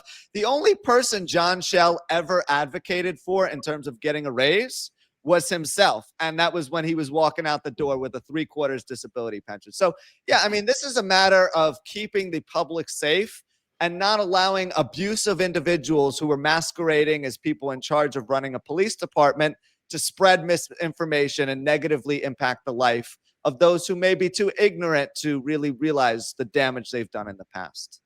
Yeah, again, that's the whole point. And people might have forgotten about Madry and stuff, but again, these cases are all pending, and the feds have been involved already. So whatever happens is whatever's meant to happen is going to happen. But I don't think they're not going to forget, like they just forgot about it.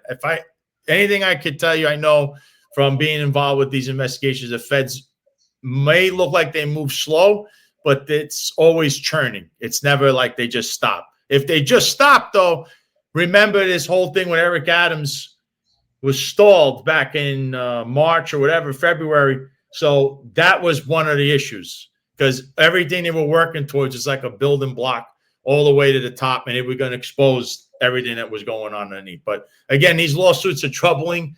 You have a problem. It's more of an institutional problem than it is just Eric Adams. That's the best way to say it. 1,000%, 1,000%. And as far as I know, Donald Trump only gave Eric Adams the free get out of jail free card. He didn't give one to Jeffrey Madry and John Schell and Kaz Daughtry and everyone else who's part of his little crew. So that needs to be taken under consideration as well.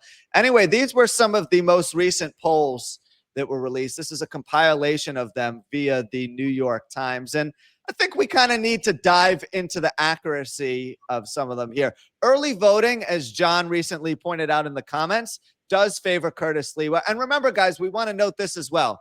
These are just polls. They're not 1,000% accurate. They're just reminiscent of voter psychology and how they might be feeling at this point in time. So Quinnipiac and Emerson College were the two polls that during the Democratic primary had the highest degree of accuracy. They did a fantastic job for the most part, being able to represent how ranked choice voting would unfold in real time. So Quinnipiac released a poll with 911 likely voters, which showed Mamdani in first place with 43%. And then Emerson College released one that showed him with 51%.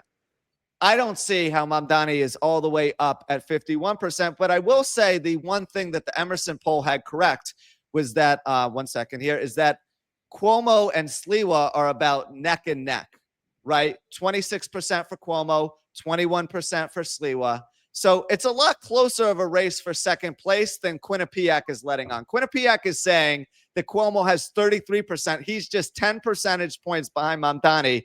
And Sliwa is 20 full percentage points almost behind Cuomo. I'm not buying that for even a second. And this was the worst poll by far. Suffolk University put out a poll that had Cuomo with 34%, which means that he has roughly a third of all likely voters in New York City. Given his unfavorability, I find that to be impossible. Oh, and it also doesn't really include Jim Walden or Eric Adams the same way that other polls do, with a 500-person sample size, which is clearly unrepresentative of the general public. So, ladies and gentlemen, when you're looking at these polls, I'll put them back up on the screen in a second. When you're looking at the polls, you have to take everything with a grain of salt. Where we're at right now, I'd say Mamdani is probably in the 35-40 range, and then Cuomo and Sliwa are neck and neck probably about for second place, with 8% of registered voters having already voted. There's a lot of time left in this race. A lot more people are going to be voting. They're going to be making impulsive decisions closer to election day, as voters usually do. And a lot of the electorate is still up for grabs. So don't draw any final analysis conclusions based on the data you've been given so far.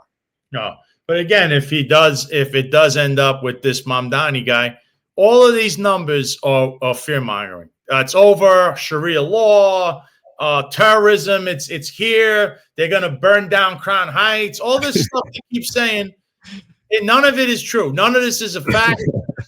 Oh my God, Cuomo's the guy that he lit the match and lit the house on fire. And now you're running back to the guy who did that, because essentially him, Adams, Mamdani are the same guy. I don't know how many more times I got to keep saying it. Same policies, same agenda, and they don't even give you a policy like, this is what we're going to do. They're all moving around and not answering questions. You know, city of yes. Mamdani doesn't even want to give you an answer. Like, you know what's coming. So you guys have to vote. And look, these people that you saw now running to Cuomo, Ina Vernikoff, Sid Rosenberg, Dov Hikind. I hate to say this. I'm going to say that. I hate to say it. They're clout chasers, and they just run to what in all honesty, I think they were always Team Cuomo. They might talk bad about Cuomo, but if it, like, look what it led to. He had him on the WABC show, and then you hear, I'm the #1 rated guy. Well, like I ranked 9th. We showed that earlier. She's #9. Yeah, that's just if the ratings are true, because they're just as skewed as a poll. But if Mayor Mamdani were to win, like let's say Mamdani becomes mayor, he's now Mayor Mamdani. You know that what's going to happen next? There's going to be that phone call to meet up with the president, right? He's going to go to Mar-a-Lago, Trump Tower. They have a discussion, whatever. They discuss the city, the funds. Next thing that happens is a certain radio host is going to try. I told you.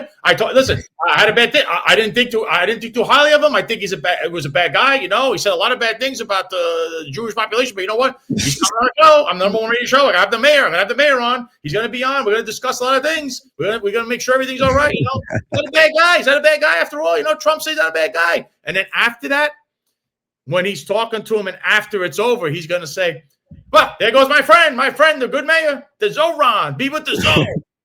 That's going to be so you cannot fall for the WWE act, okay? No. I love WWE. I grew up with that. I always remember, though, it's just entertainment. It's not real life. When you try to transition this over, you're going to see the issues. So if you want to act like World Wrestling Entertainment, then by all means vote that way, but you're only voting for your own destruction. But this is going to play out exactly like I'm saying.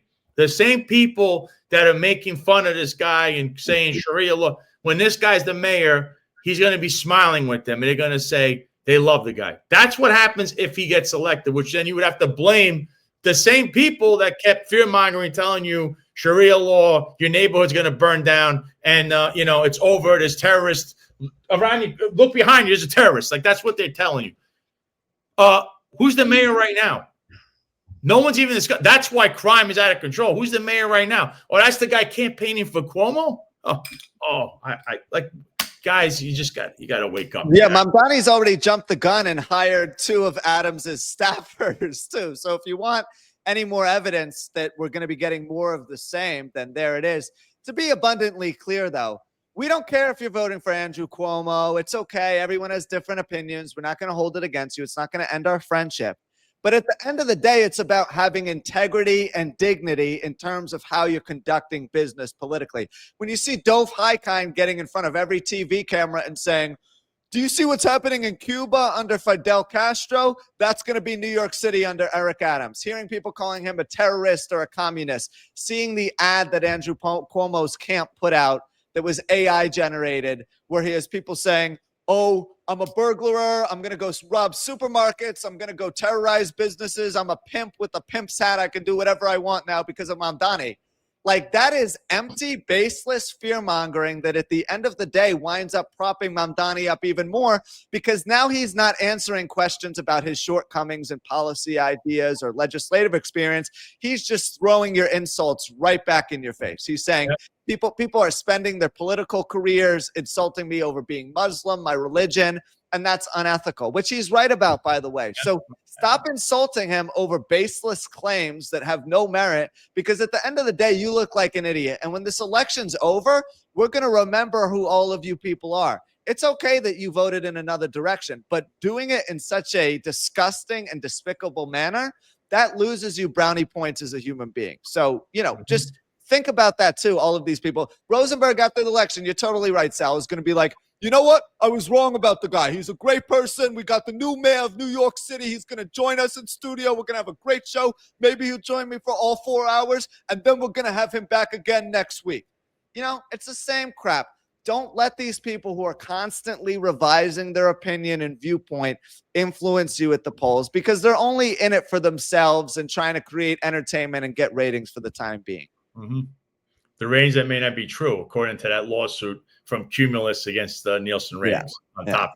You know, Special Hagen said here that Cuomo ad was racist and underhanded. That's dog whistling.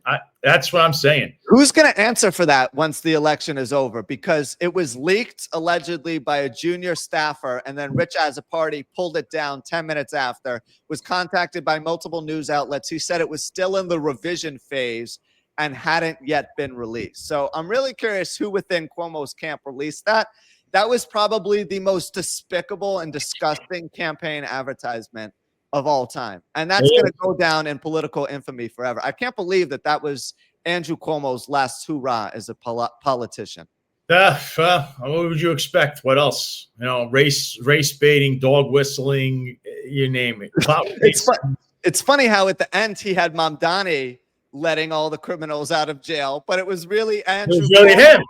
And the cop killers. Like, I mean, how much more hypocritical can we get in this election? You need a guy in the cell saying, I'm a cop killer, but I'm out because of Andrew Cuomo. Oh, you know, like that should be it. Or I was in the nursing homes. I killed a bunch of different people, but I got nothing happened to me because I got Andrew Cuomo. Like, that should be the commercial for this guy.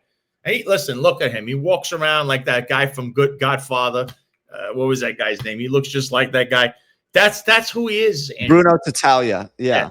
Bruno Tattaglia. Like, that's, you know, that's all you could say about him. It's just, I don't know. Like, I can't wait till this is over.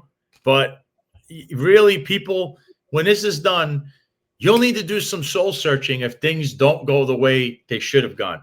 Because if it ends up being that Curtis barely loses, or you notice that it's all those fake conservative Republicans, I had to vote, Sharia law, and then this guy's the mayor and it's nothing like that, you need to look at yourself and say, oh my God, I ruined it. I should, because in 4 more years, the same thing's going to happen again.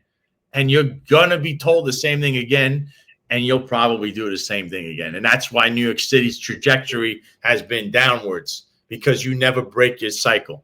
You need to break the cycle in order to get ahead. And everything around it is just falling apart. Corruption's everywhere. You need a guy who's actually going to put his foot down and do something about it. And the district attorney race in Manhattan, there's no John Catsimatidis. There's no Bill Ackman there. They're just worried about the mayor. Why? Because they sign all the real estate stuff for them. That's what it's. You got to look past everything, but people don't. They stay in a low information bubble, like a certain someone in here thinks he's funny with all this stuff. Dude, the joke is really on you. I pray, I feel sorry for you for being beyond low information. Like, I don't know. And a sick human being with your brain. You have some kind of mental disorder or something. You know, but that is what you have your problem with. And I see they say something here. Last time I visited New York City, buddy, you said you live in like Scarsdale. You didn't even know what life is about.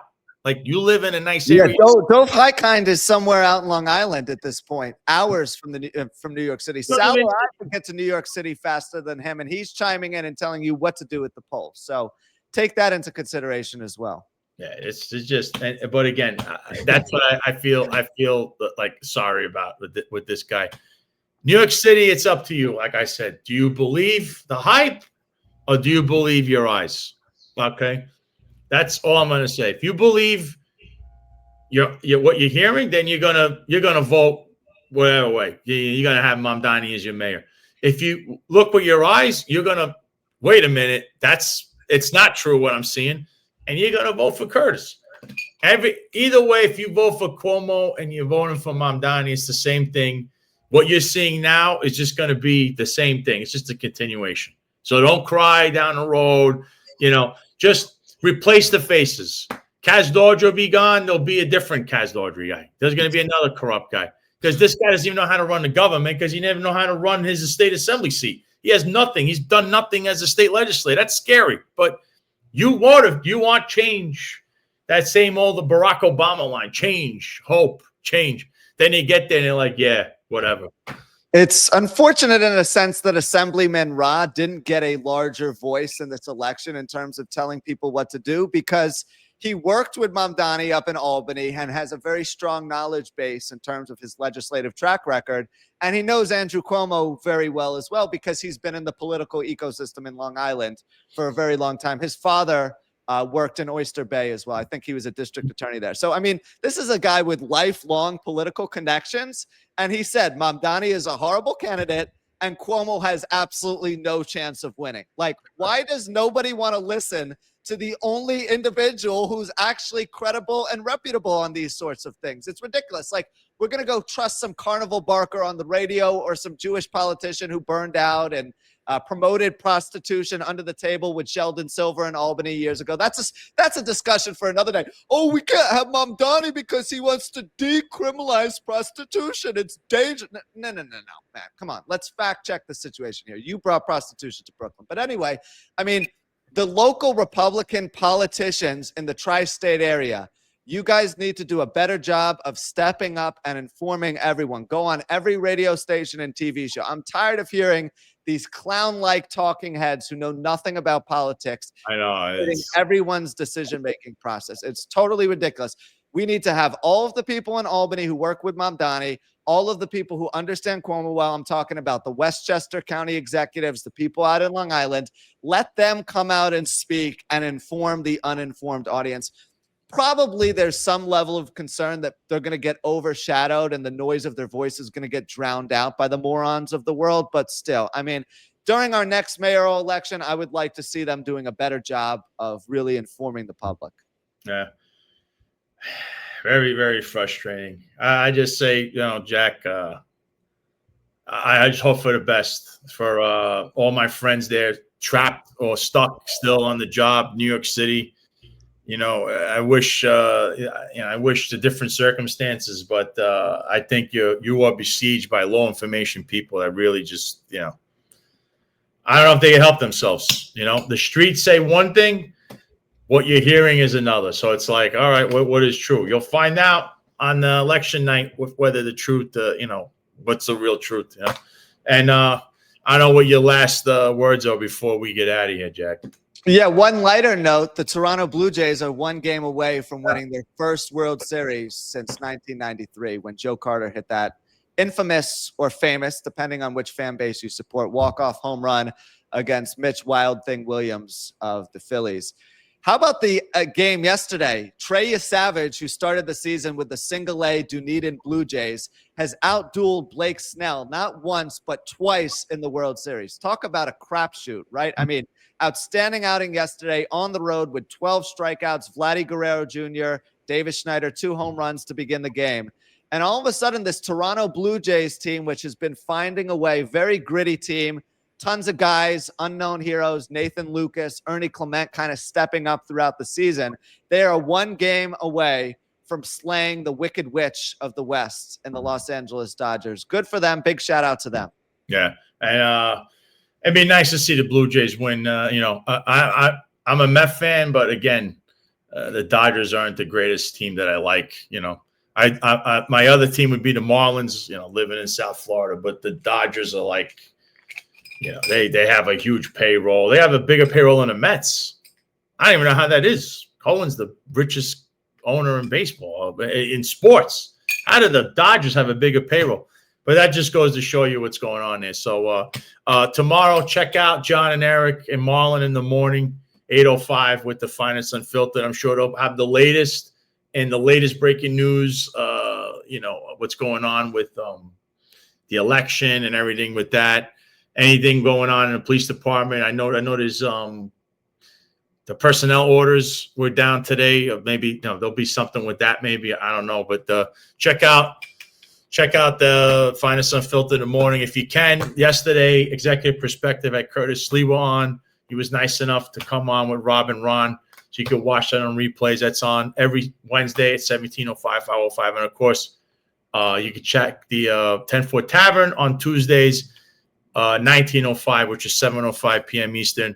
They've been having a lot of guests come on from, various police departments, so you could check that all out. And I think they had Chief Boyce on recently, and, I was in a police department with him, and he was chief of detectives. Very good guy, great guy. So you could go back and watch that. And I guess that's all for the Sal Greco Show for today. And, of course, the next time I'm on, it's going to be Election Day. So this is the last time I'm going to tell you guys, you really need to do your research and your homework on things because there's a lot going on out there. Don't throw your vote away because of fear-mongering and, radio hosts and social media people that have no idea about politics or anything. They're just going to tell you, Sharia laws here, you got to vote some way, and there are no facts to this stuff. The fact is you have a failed mayor who's destroyed that city. Anything you see happen right now is on his watch, not some guy who hasn't even been elected yet. So this is all a farce. So if you're going to get rolled up in this role playing, the joke's going to be on you because in a few months you'll be saying, why did I do that? Oh, but you could have voted for Curtis Sliwa. But again, that's all the what ifs right now. I don't like to say too much into what ifs. Go out there and vote. Your voice matters. Everything matters. Okay. Thank you once again to John Scola.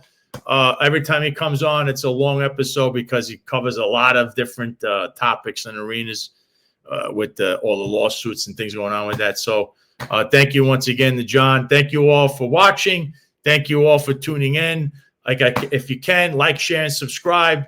If you're on YouTube, hit the notification button as well. If on Rumble, hit the Rumble button. And if you're watching on X, please like it and reshare with everyone, especially in these low information bubbles. They need to get up to speed. I hope I did a lot uncovering corruption here with all the cases with John Scola, but trust me, it's going to be a huge taxpayer bill at the end. The taxpayers are going to be paying a lot of money thanks to Eric Adams and this incompetent, corrupt administration. That's all from South Florida, so I hope you have a good rest of your day. I'm signing off, and as you know, South Florida is a sunny place for shady people. Now, I know you're tired of searching on the web for things and not getting the results you're looking for. I have something for you. FreeSpoke. FreeSpoke is a search engine that is all about authenticity rather than agendas. Labels, media bias, no intrusions, or data leaking or your data being taken from you. Porn free, none of those ads, unlimited, unbiased AI, deep dive podcast searching, and you can get it by going to freespoke.app.link/Greco. Use the same link to get a 35% discount on your premium subscription. What are you waiting for, folks? This is the way of the future. FreeSpoke. Is to look back at all the things I've done as a deputy commissioner for operations, the assistant as assistant commissioner, and my time as a not only as a New Yorker but as a police officer. I get stuff done. Listen, there was a book that came out that Jasmine Ray wrote, and in the Daily News today, it was stated that there was a sexual action that happened in Borough Hall to be put in that book. And it wasn't. You're a dark, sick person, man. You know that? You're a dark, sick person. Your name was on the byline. And there's some of you that have been covering me. You guys could part. Let me do this. Y'all could depart. Y'all could depart. Some of you have been covering me for 3.5 years. Some of you are so sick and dark, and you're the leader of that. You're one of the most dark writers that I've ever seen in this city. And your personal sick vendetta and the sickness of how you think of over-sexualizing a black man, that in the book is stated that there was a sexual action in Borough Hall. That was never in the book. But that's typical of the sickness and the darkness of your sick mind. You're one of the sickest reporters I know. Go to the next question. You're a sick person.